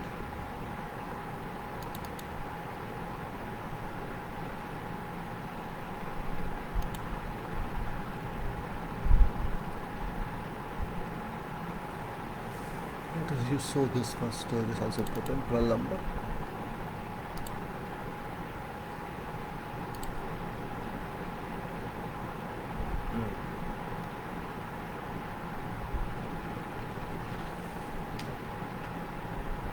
Says your elevation of this gantry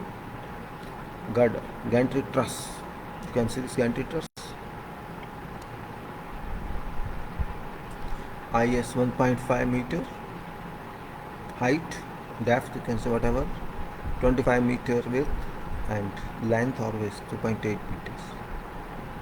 1.5 meters. This is resting here on both ends. One end is PTFE bearing and other end is the front. And this is RCC valve here. This is 25 meter. Yes, it says corbel here, just like this corbel.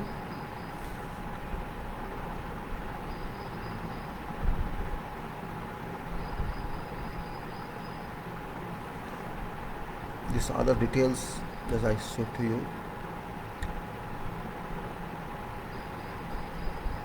This section here, we actually discussed already. This section, this is cross sections, armor plate, working details.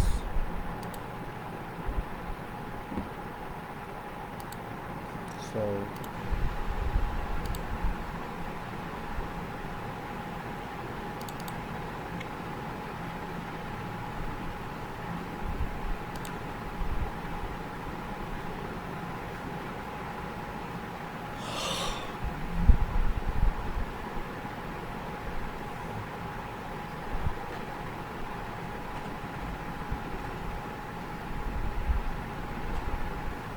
this is the important part. We should learn and learn and learn.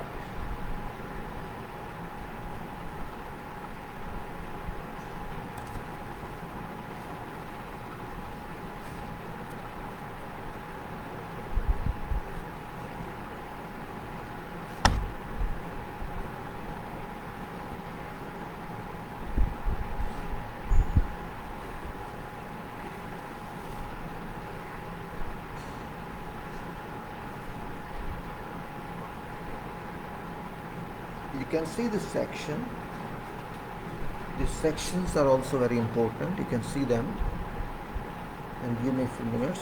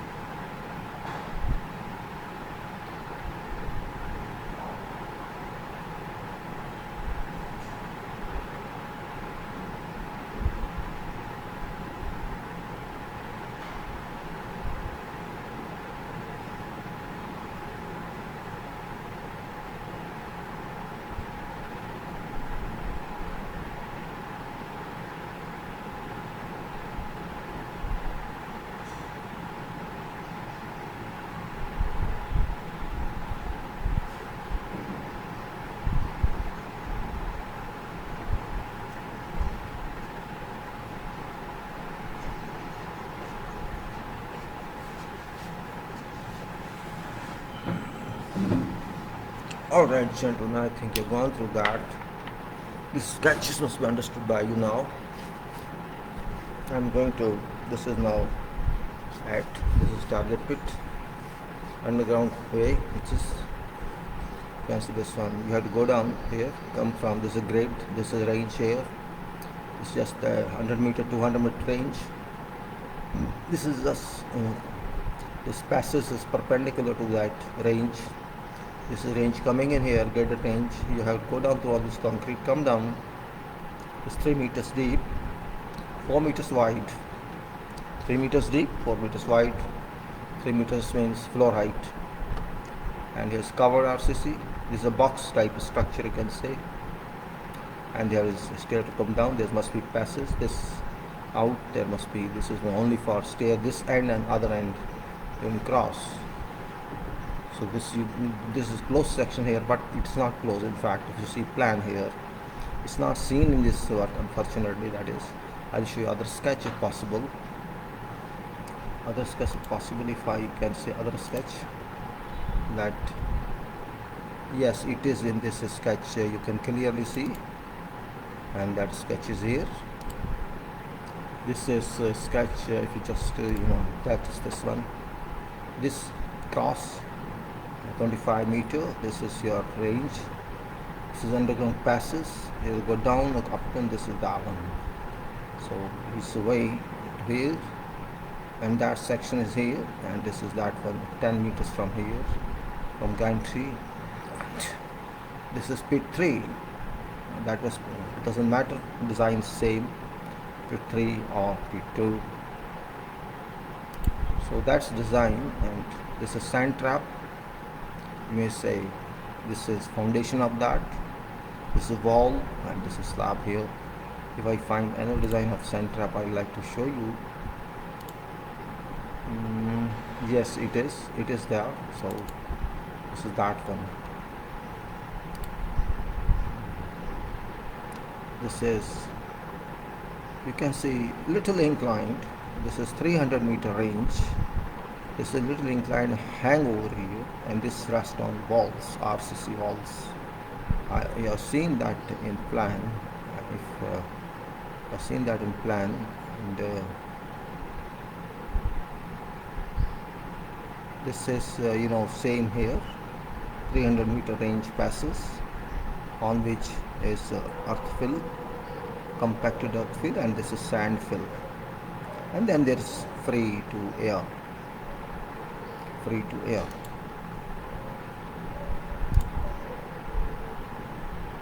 This is, I think, a little clear. I'll show you this little, of course. I'll show you 8-1, this is 7-1. So this is a little clear here,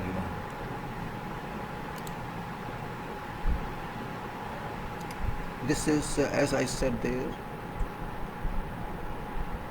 this here walls here, all these walls. This is pit wall, and this goes up to this line, and this pit is under this cover, this walls here. 3 sides, only range side there's no wall except this hang. And you can say it was designed accordingly. Means these walls, there was middle wall as well. As that, it's not that, it's not that.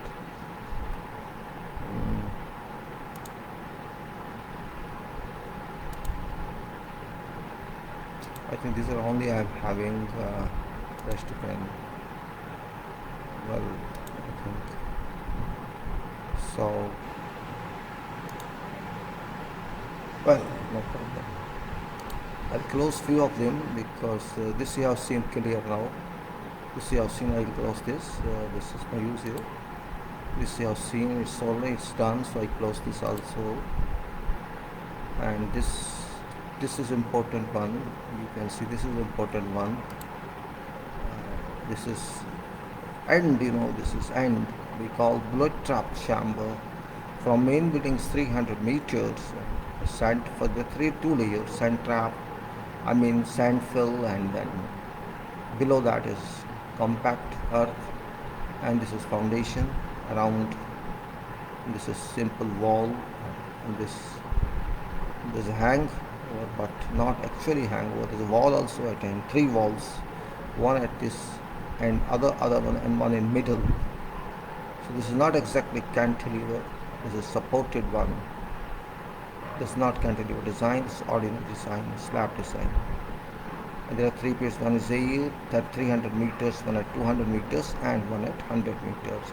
It's called pit 3. That's pit 2 and pit 1. Then you can say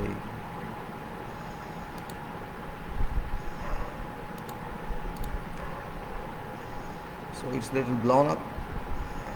I can say that this can also close. Nothing is left in this. So these are those. So you got this point.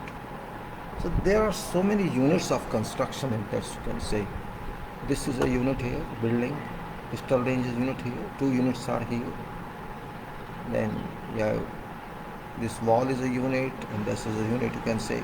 Of course, there are so many walls within these walls, the expansion joints and all that. This is unit, and this is a unit. These 6 units. Bullet trap here is a unit. So you can see how many units are here. Units means components. I'm saying components. Excavation is of course for everyone. Excavation blinding. So 1, 2, 3, 4, 6, 10, 11, 12, 13, 14. There are 14 components here. 14 structural components which you have to describe separately. You have to describe building first. Then we have to describe this. Then we have to describe these pits or subways. We have to describe how to construct these walls. And we have to describe how to do this. Chamber, bullet trap chamber. Yes, that's first soil compacted, then sand. And I think that's why I written. Of course, it's the main building and frames are taken, so main building and indoor pistol both are there. Outdoor shooting ranges, they are frame structure of a shooting area, and bullet trap chamber with RCC frame structure. Target pits, underground passages, same. Baffle walls, all these. Gantry support from this. Then sand trap chamber, bullet trap chamber, refer to it is sketch. I think you're getting my point.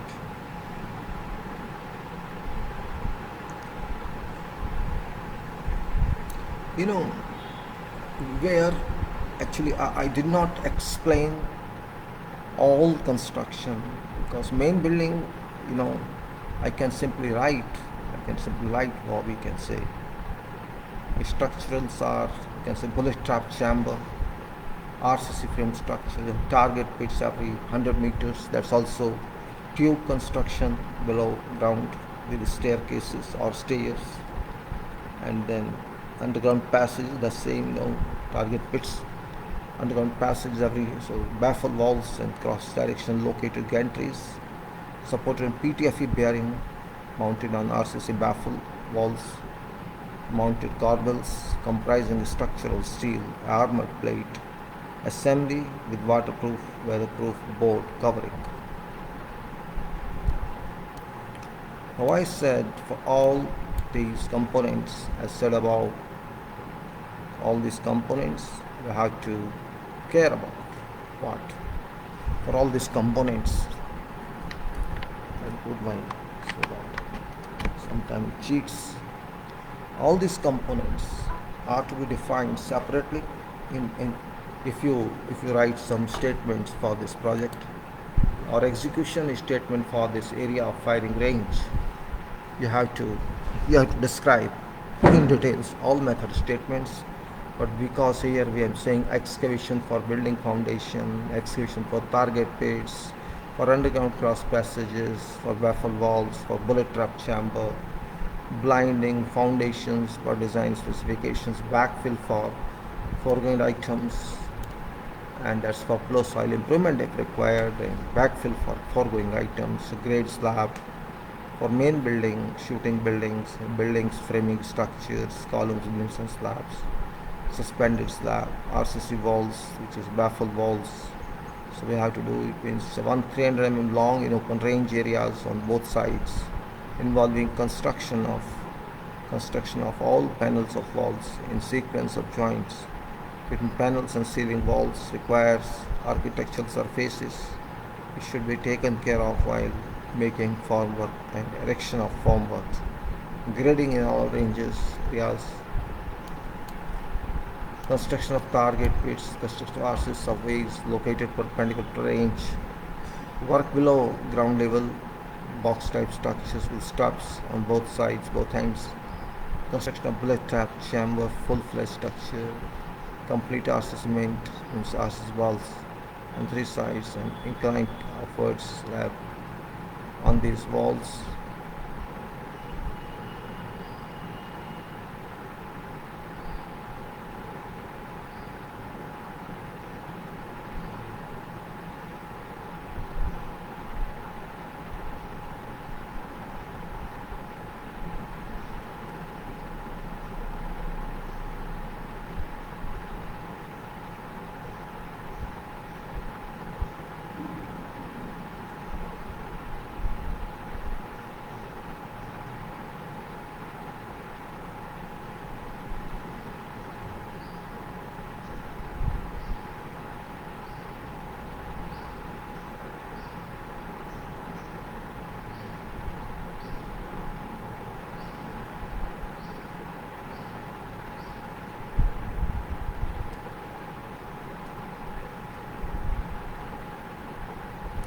You can say when bullet trap chamber full-fledged structure with complete RCC means RCC walls on three sides and inclined upward slab on these walls, single wall with construction of RCC walls, followed by work of inclined work upward slab, all involving steel reinforcing assembly formworks and pouring concrete, and construction of RCC subways located perpendicular to range, work below ground level, box type structures, and construction of sand trap to digest bullet, and architectural walls for external decoration aesthetics.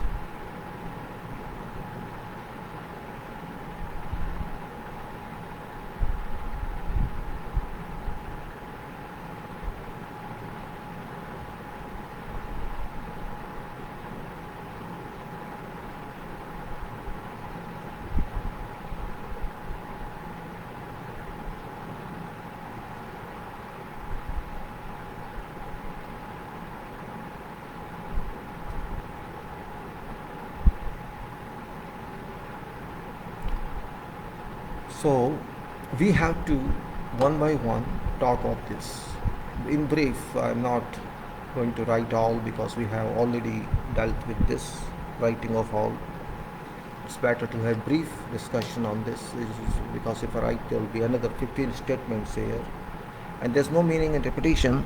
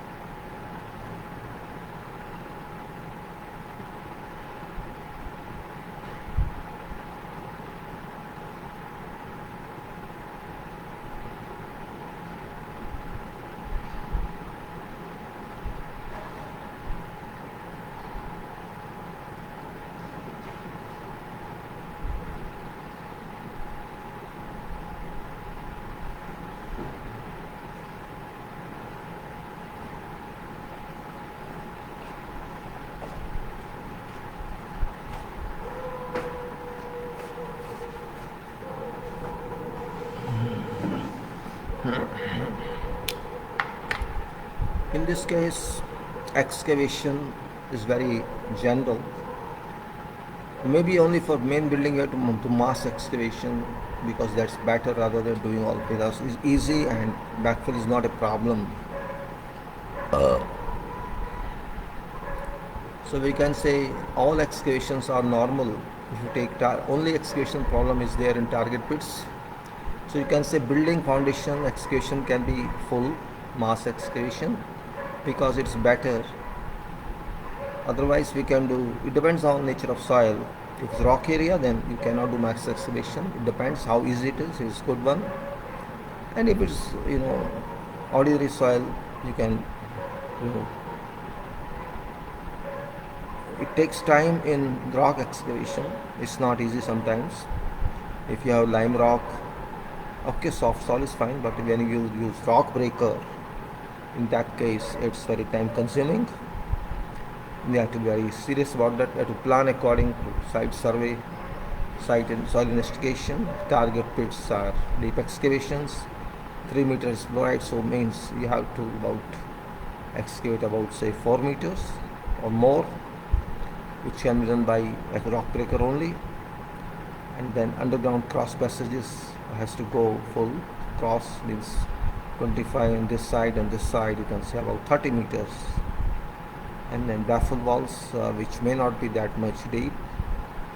So ordinary excavation, you can say about 1.5 meter maximum in this case.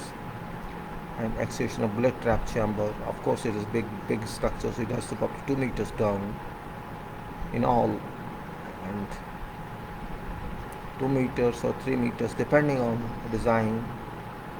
Then blinding is normal. After excavation is done, levels are prepared. Blinding you have to do. That's first requirement of every project. Then foundations of buildings per designs and specifications, ordinary footings and protections. Then stub columns have to raise around those foundations. After the backfill for foregoing items, as we said before, and if required soil improvement, then of course it's building, so grade slab is a must in that case as well, in building both buildings. And then grade slab in building, main building, and shooting building, framing structure above that for columns and beams and slabs and suspended slab work. Then we have to do your, you can say, RCC walls 300 long. So how many walls coming? 600 meter length.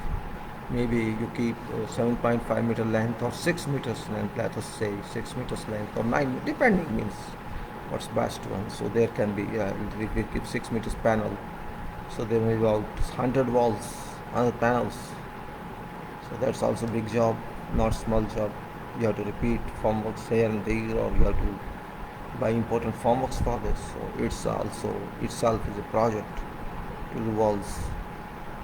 Says walls so many meters long in range areas on both sides, involving construction of all panels of walls and sequence of joints between panels and ceiling. Walls requires architectural surfaces which should be taken care of while making formwork and erection of formworks. So starting sample is okay. You can do, you can say this sample and we worked. Okay, I worked. That's right. I want to get it marble. Yeah.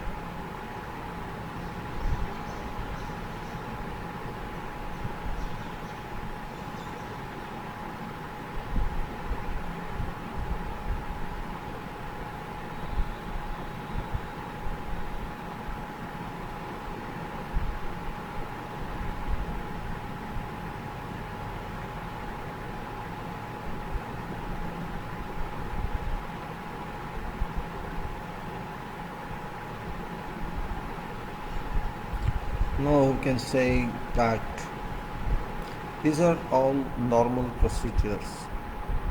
Even excavation is done in trap chamber, or you do in structural work in buildings.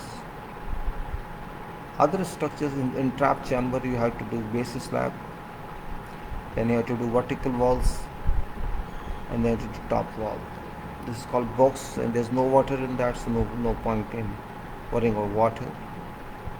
And there are access stairs at both ends, which you have to come out and go. This may be covered with slab, so you have to take in consideration. There is no specific structure except bullet trap chamber slab, which really happens also here.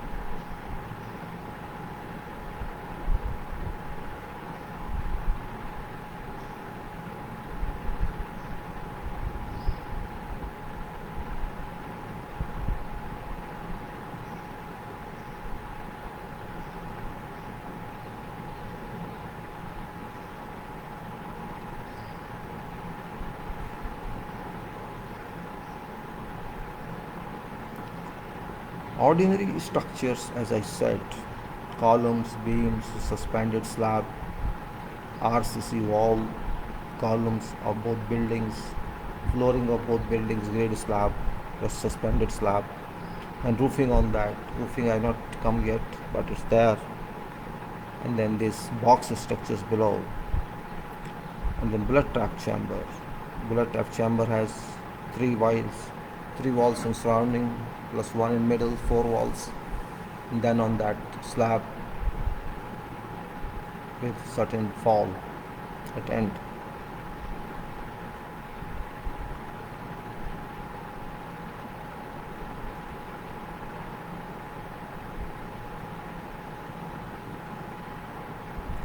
We have to take that point into our consideration, how we are moving, how much we can move.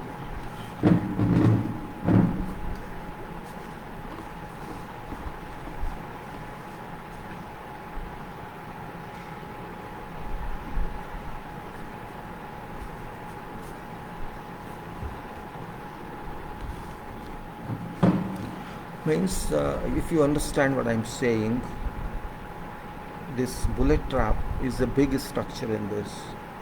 We have to do foundation below wall, three walls and four walls. In fact, there have to be, because there's a wall in middle, so four walls, or you can say five walls, it's up to you. And if you consider half of wall and then five walls, otherwise four walls, and little inclined slab with some fascia down. So it's little, time consuming job, just like your wall panels of whole one. So you shall have to arrange preparatory works accordingly, particularly for wall and for this baffle walls, which are 600 if you take 6 meters panel, depending on decision by decoration, for decoration purpose. Lower size is better, in fact. So 600, 100 panels you need, or if you take I can say 8, maybe you take 10 meters for example, then you need different types of 10 meters you take 60 panels. Generally 6 to 8 meters is lesser is better, I think. Of course expansion joints will be more. You have to think about the 4 meter you have to cast, then 6 meter you have to cast, 8 meters height you have to cast, thickness is same, and you have to provide corbels also into those walls, since many of those, because of girders are coming in. Then this you can say armored plate girders. So you have to be, means you have to keep, it's not very much generalized, but time dependence and how can you do that. Then you have to need PTFE bearing also for support some long cable, and you use max.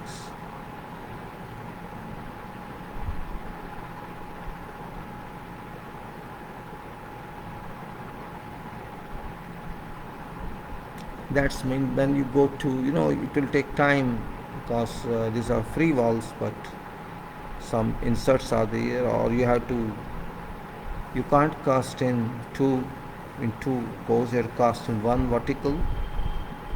So where your corbel comes in, that portion also you have to cast at the same time. It's not big corbel, small corbel, you can take care of that. Or if you wish, I just put dowels in that also can be done. Small dowels and corbel is not very big, only gantry has to rest on that. On one side it is PTFE bearing, on other side sliding bearing. So not very big issue, you can think of and do it. After that, if you bullet trap chambers, this subways, target pits, target houses not, so maybe one person sitting there, targets this. There can be many.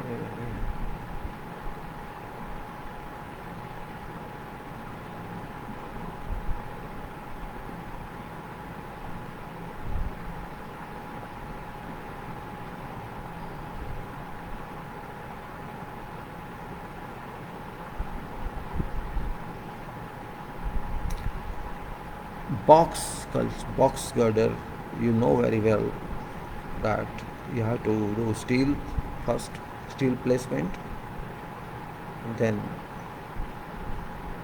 only side formwork, or if you can, I think it's better to do base slab first, then you do walls, and after that you do base top slab. This is a girder. This shall carry other items.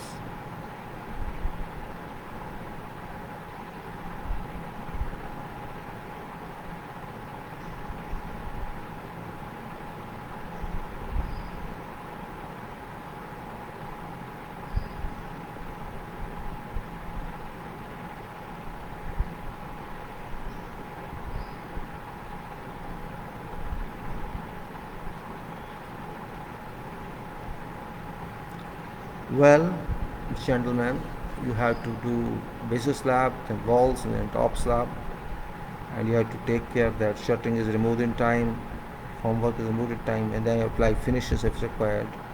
It's a long box, 25 meters length, and then to work on steps on both hands. So concrete is not bad in this. It's good concrete, not too much. Then you go to all these 3 pits you have to do, as you do carry for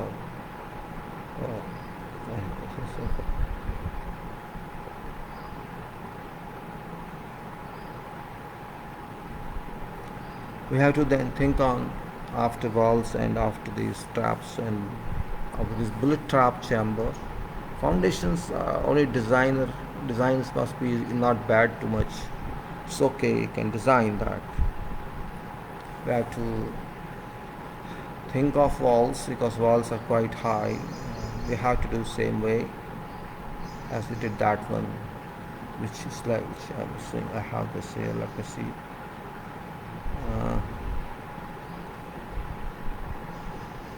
Yes, it's length of slab is equal to length of wall. So I don't think there's any problem if you normally cast that with complete formwork.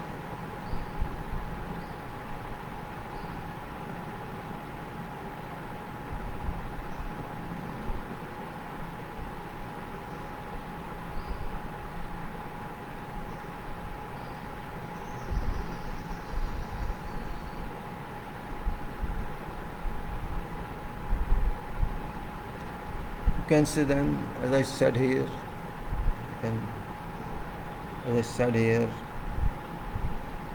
this wall, this end wall is trapezoidal, and other end wall is also trapezoidal, and intermediate wall is also trapezoidal. So you have to cast accordingly, and you have to design accordingly. Design can be done, it's not big deal, means what is there after all. It's ordinary structure, just little compactors and this little sand fill. There is no load on this, it's not accessible. Only point is a bullet must not go beyond this, must not go crossing these structures, and there's no bomb on this, just bullets. So sand will digest that. Then you can say sand, then there is compactor below, so there's no question, structure is ordinary one. And I think only is how to do it, that's all. You can get standard form for this walls, and you can do all walls together if you wish, because you have formwork from baffle walls, or you can do this first and then baffle walls, but this portion baffle is connected here. You can see this is connected here. You have to be very clear about this.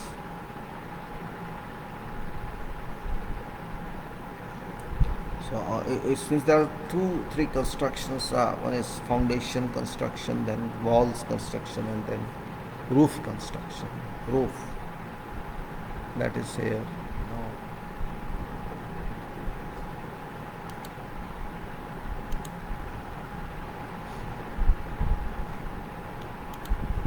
These elements which I show, I will later, if I think I need writing of buildings or I'll write for box.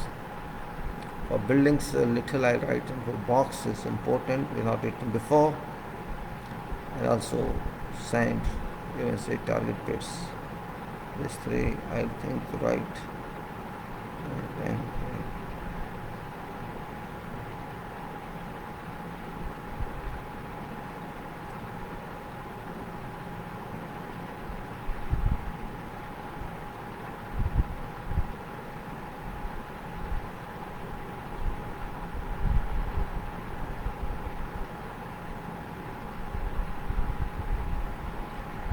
I will write for that, no problem, no issue to me.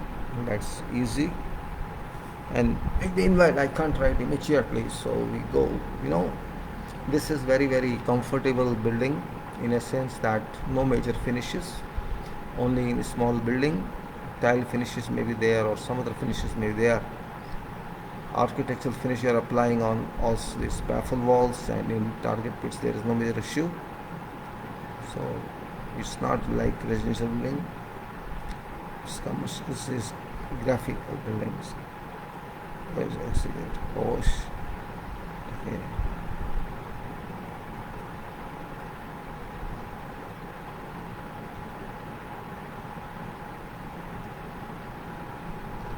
These points you keep in mind that this is spread structure, not located one point, but this is very important educational training institution structure,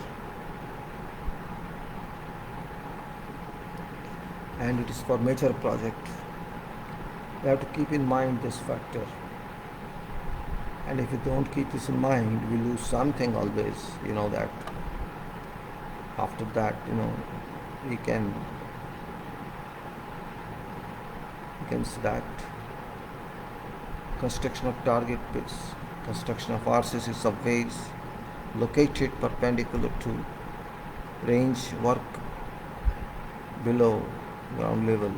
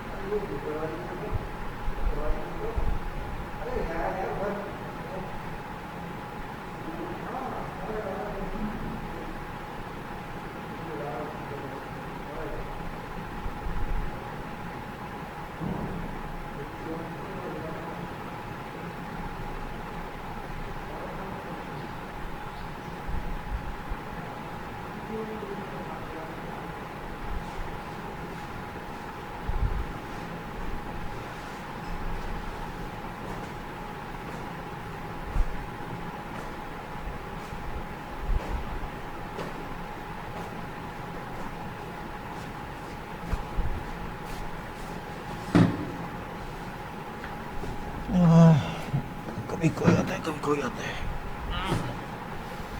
So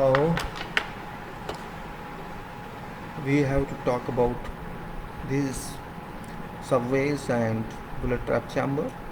This is full-fledged structure with complete RCC walls on three sides and inclined upward slab on these walls, involving construction of RCC walls followed by wall inclined upwards, structural slab, all involving steel reinforcing assembly, formwork and pouring concrete, construction of sand trap, and then all architectural walls.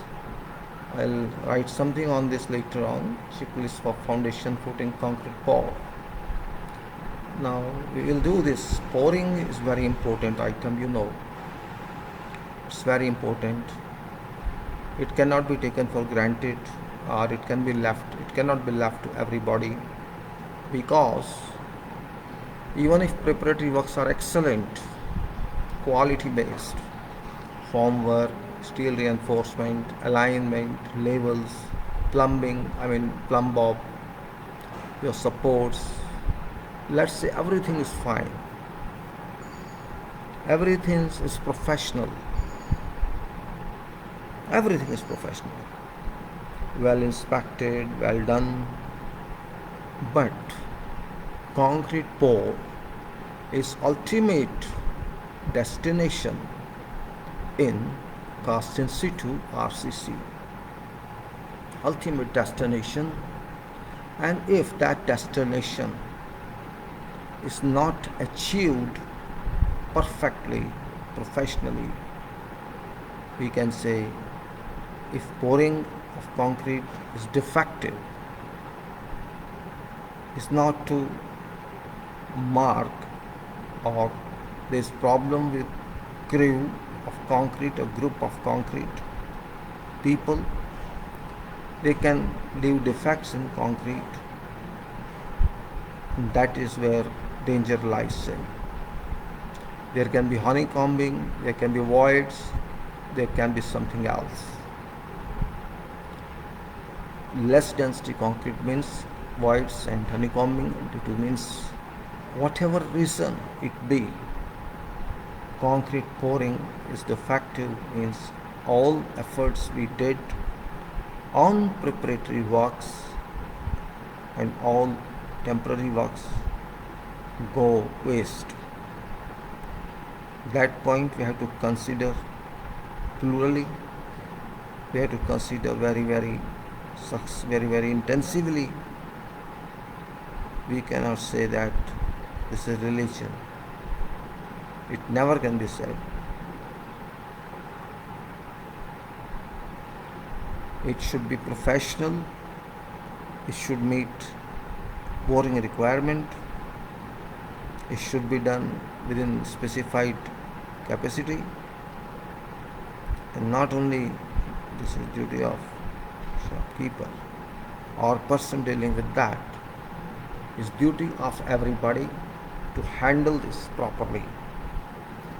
And if that cannot be done, I should say there's some problem, everything has gone waste.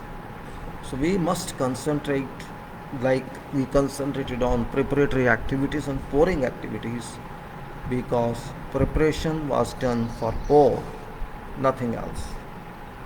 Pour that has to embed in this steel material. Pour that has to embed in this all inserts. That pour should be taken very important item. For those new, it may be little difficult to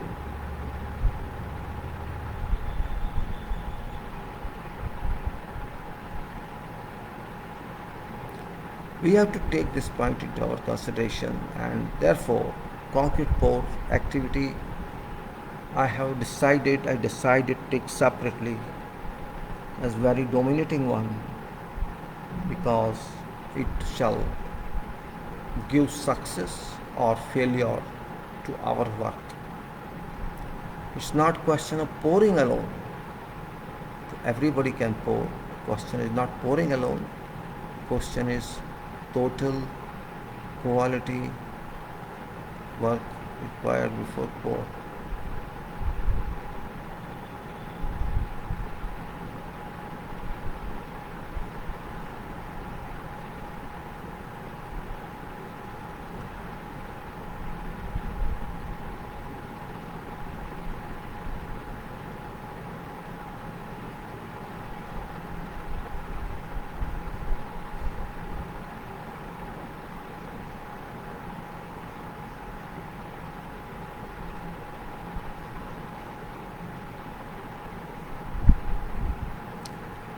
Pour, Pour,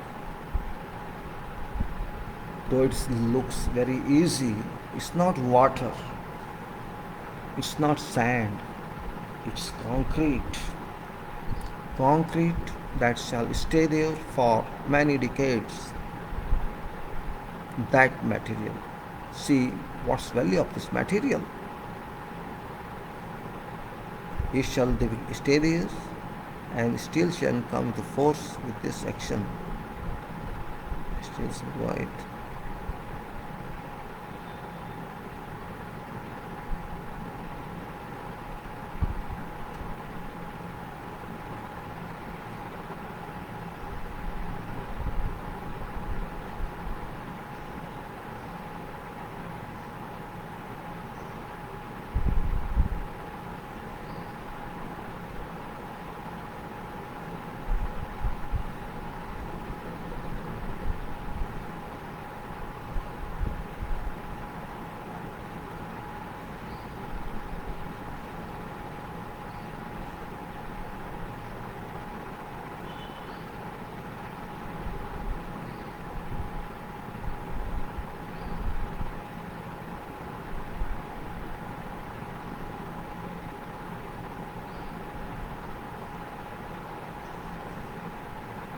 Now pouring is our symbol. You can say pouring means civil engineer. You can say.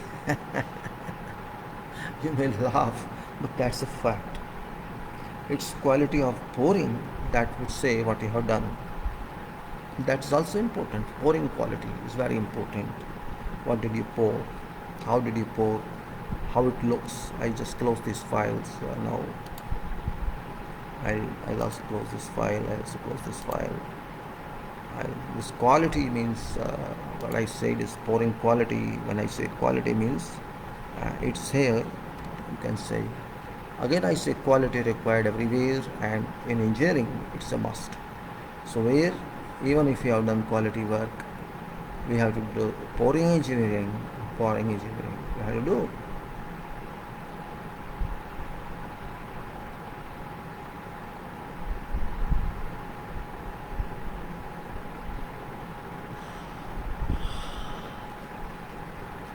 This application that we have to achieve, this application for which we traveled a lot to do our preparatory works, and we have to achieve this very importantly.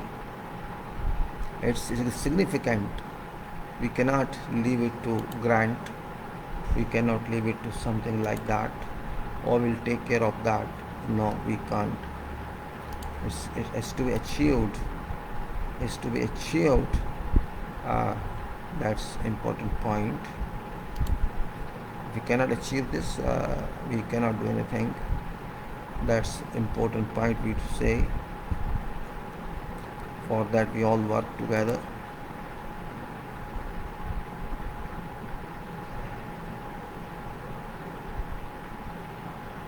So we have to think very, very constructively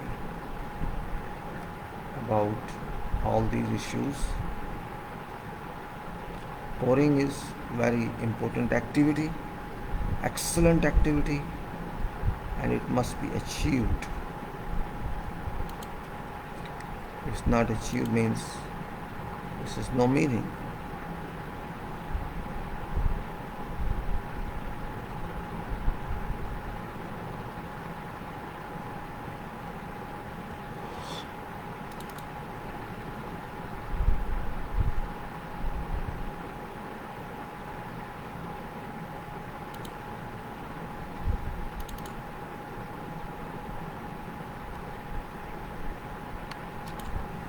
We have been here talking about quality, and quality is always there if you wish, and it is never there if you do not wish. It's up to us. It's up to us how we deal with that. It's up to us. Nobody gives us anything as such. That's also true. We have to input, we have to impart quality to concrete. That is very important. And if we cannot do that, we can say we can never do anything.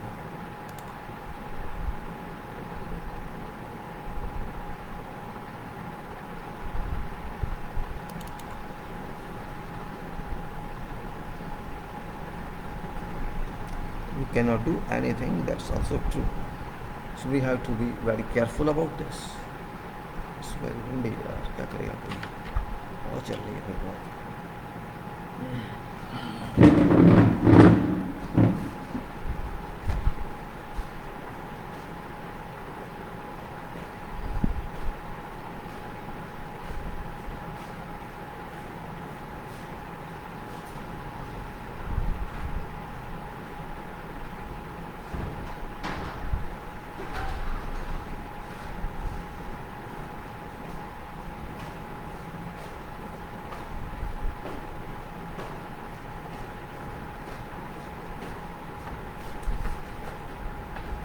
How many have you done pouring by advanced machines? I do not know.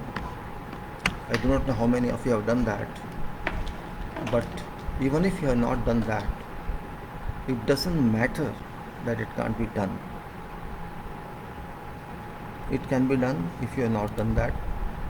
If you've done, that's fine. Or it's to be done. It's engineering and it has to be done according to requirement. And if you do not do that, then you will suffer in time. Somewhere you have to suffer because it is engineering.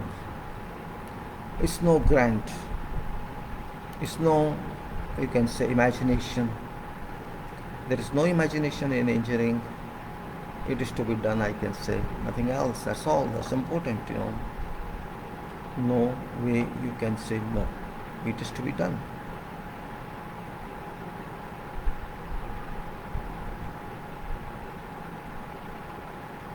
And if we cannot do it, of course we make mistake. And we have to make mistake. We shall make mistake. That mistake is also not correct. Right? That mistake is not acceptable because mistakes, there's no meaning of mistake if you know job.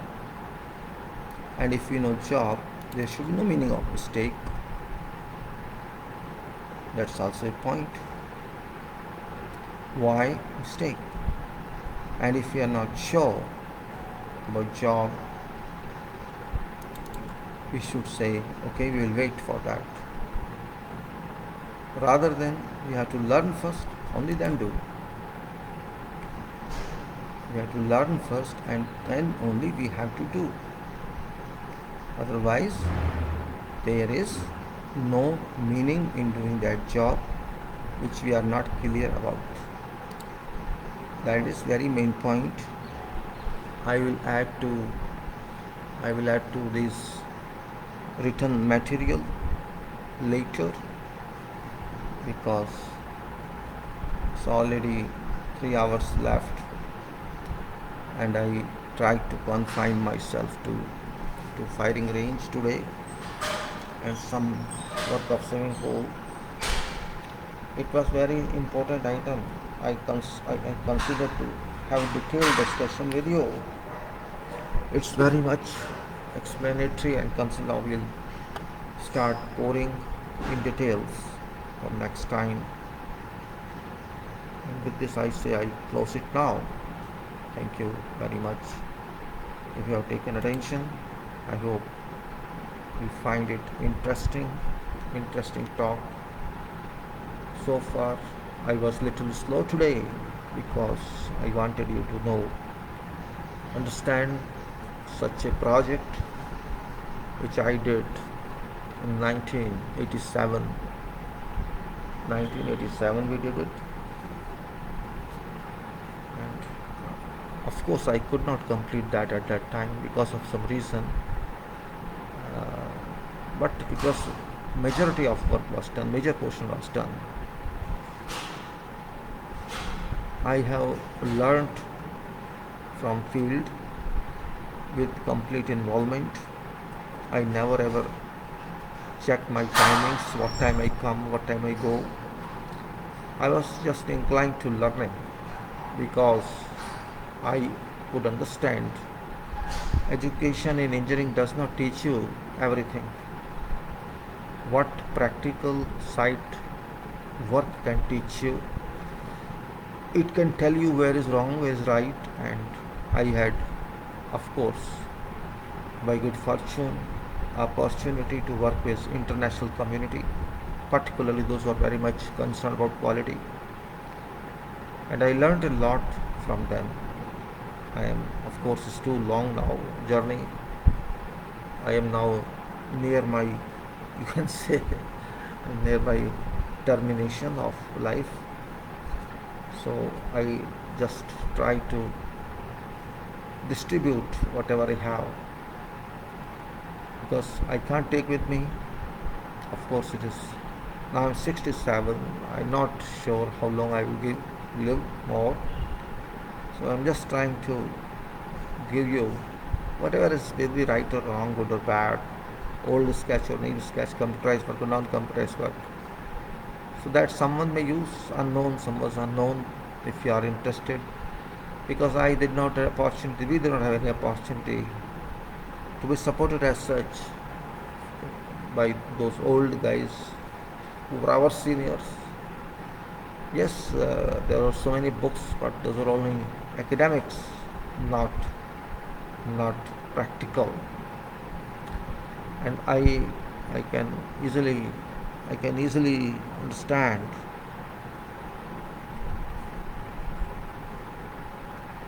I can easily understand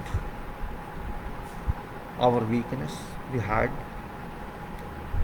Our weakness was when I joined career in overseas that I didn't know anything how to do job practically. Of course, for that we were. I was shameful for myself, but I trying to learn from those who used to do job, carpenters, masons, international level masons, carpenters, not our only all many carpenters, foremen, and see what they do and to see time. Then of course when you see some folks working and you can say, oh, this is not right, it should be like that. Because whatever are demanded on quality by those people, we had to consult them, we had to deal with them, we had to deliver that. And if that delivery was not done, if work was not approved, no, work was not approved, no work.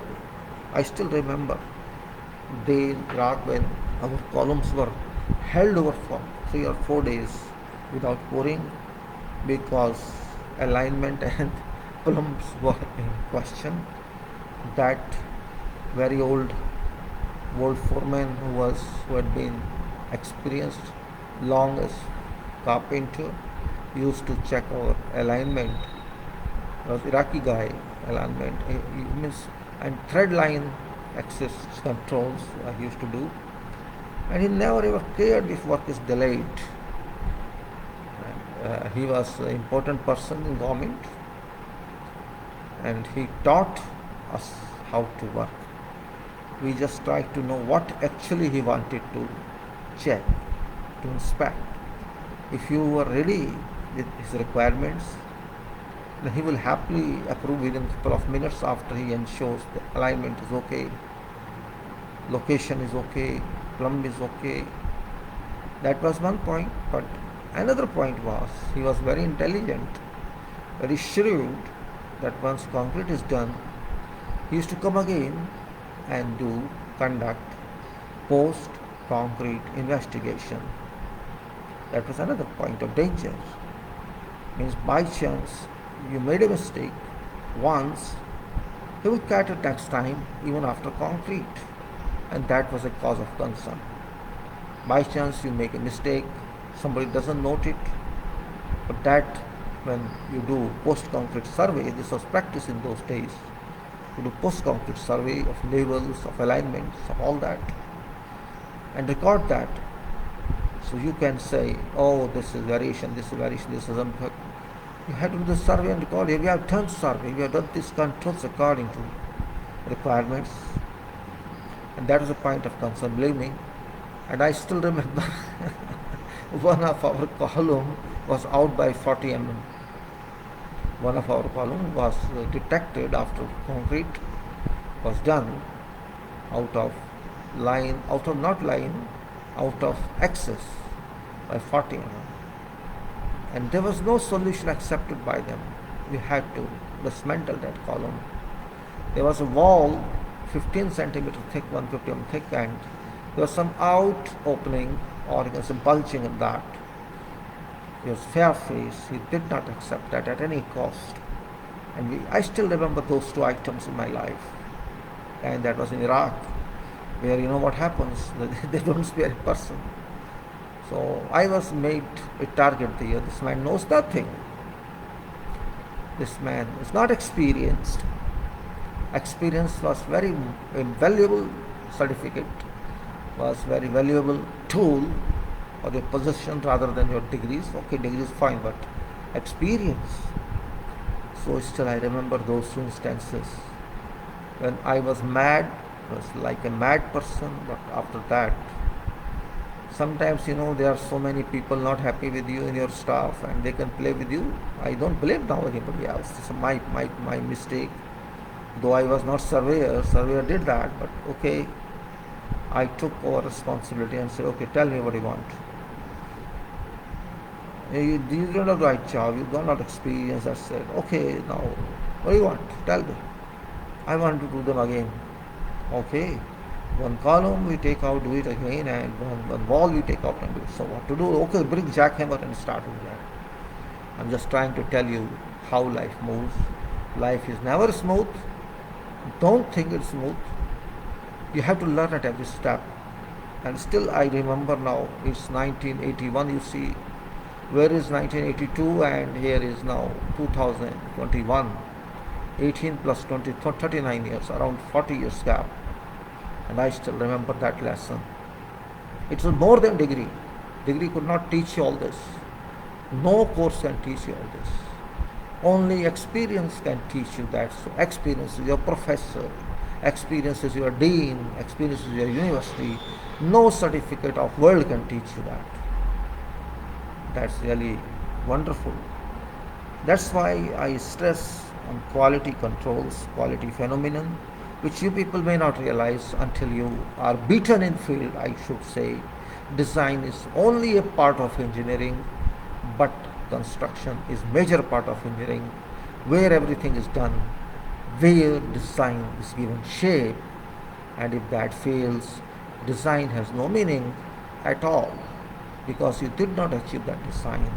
So with this conclusion, I thank you everyone.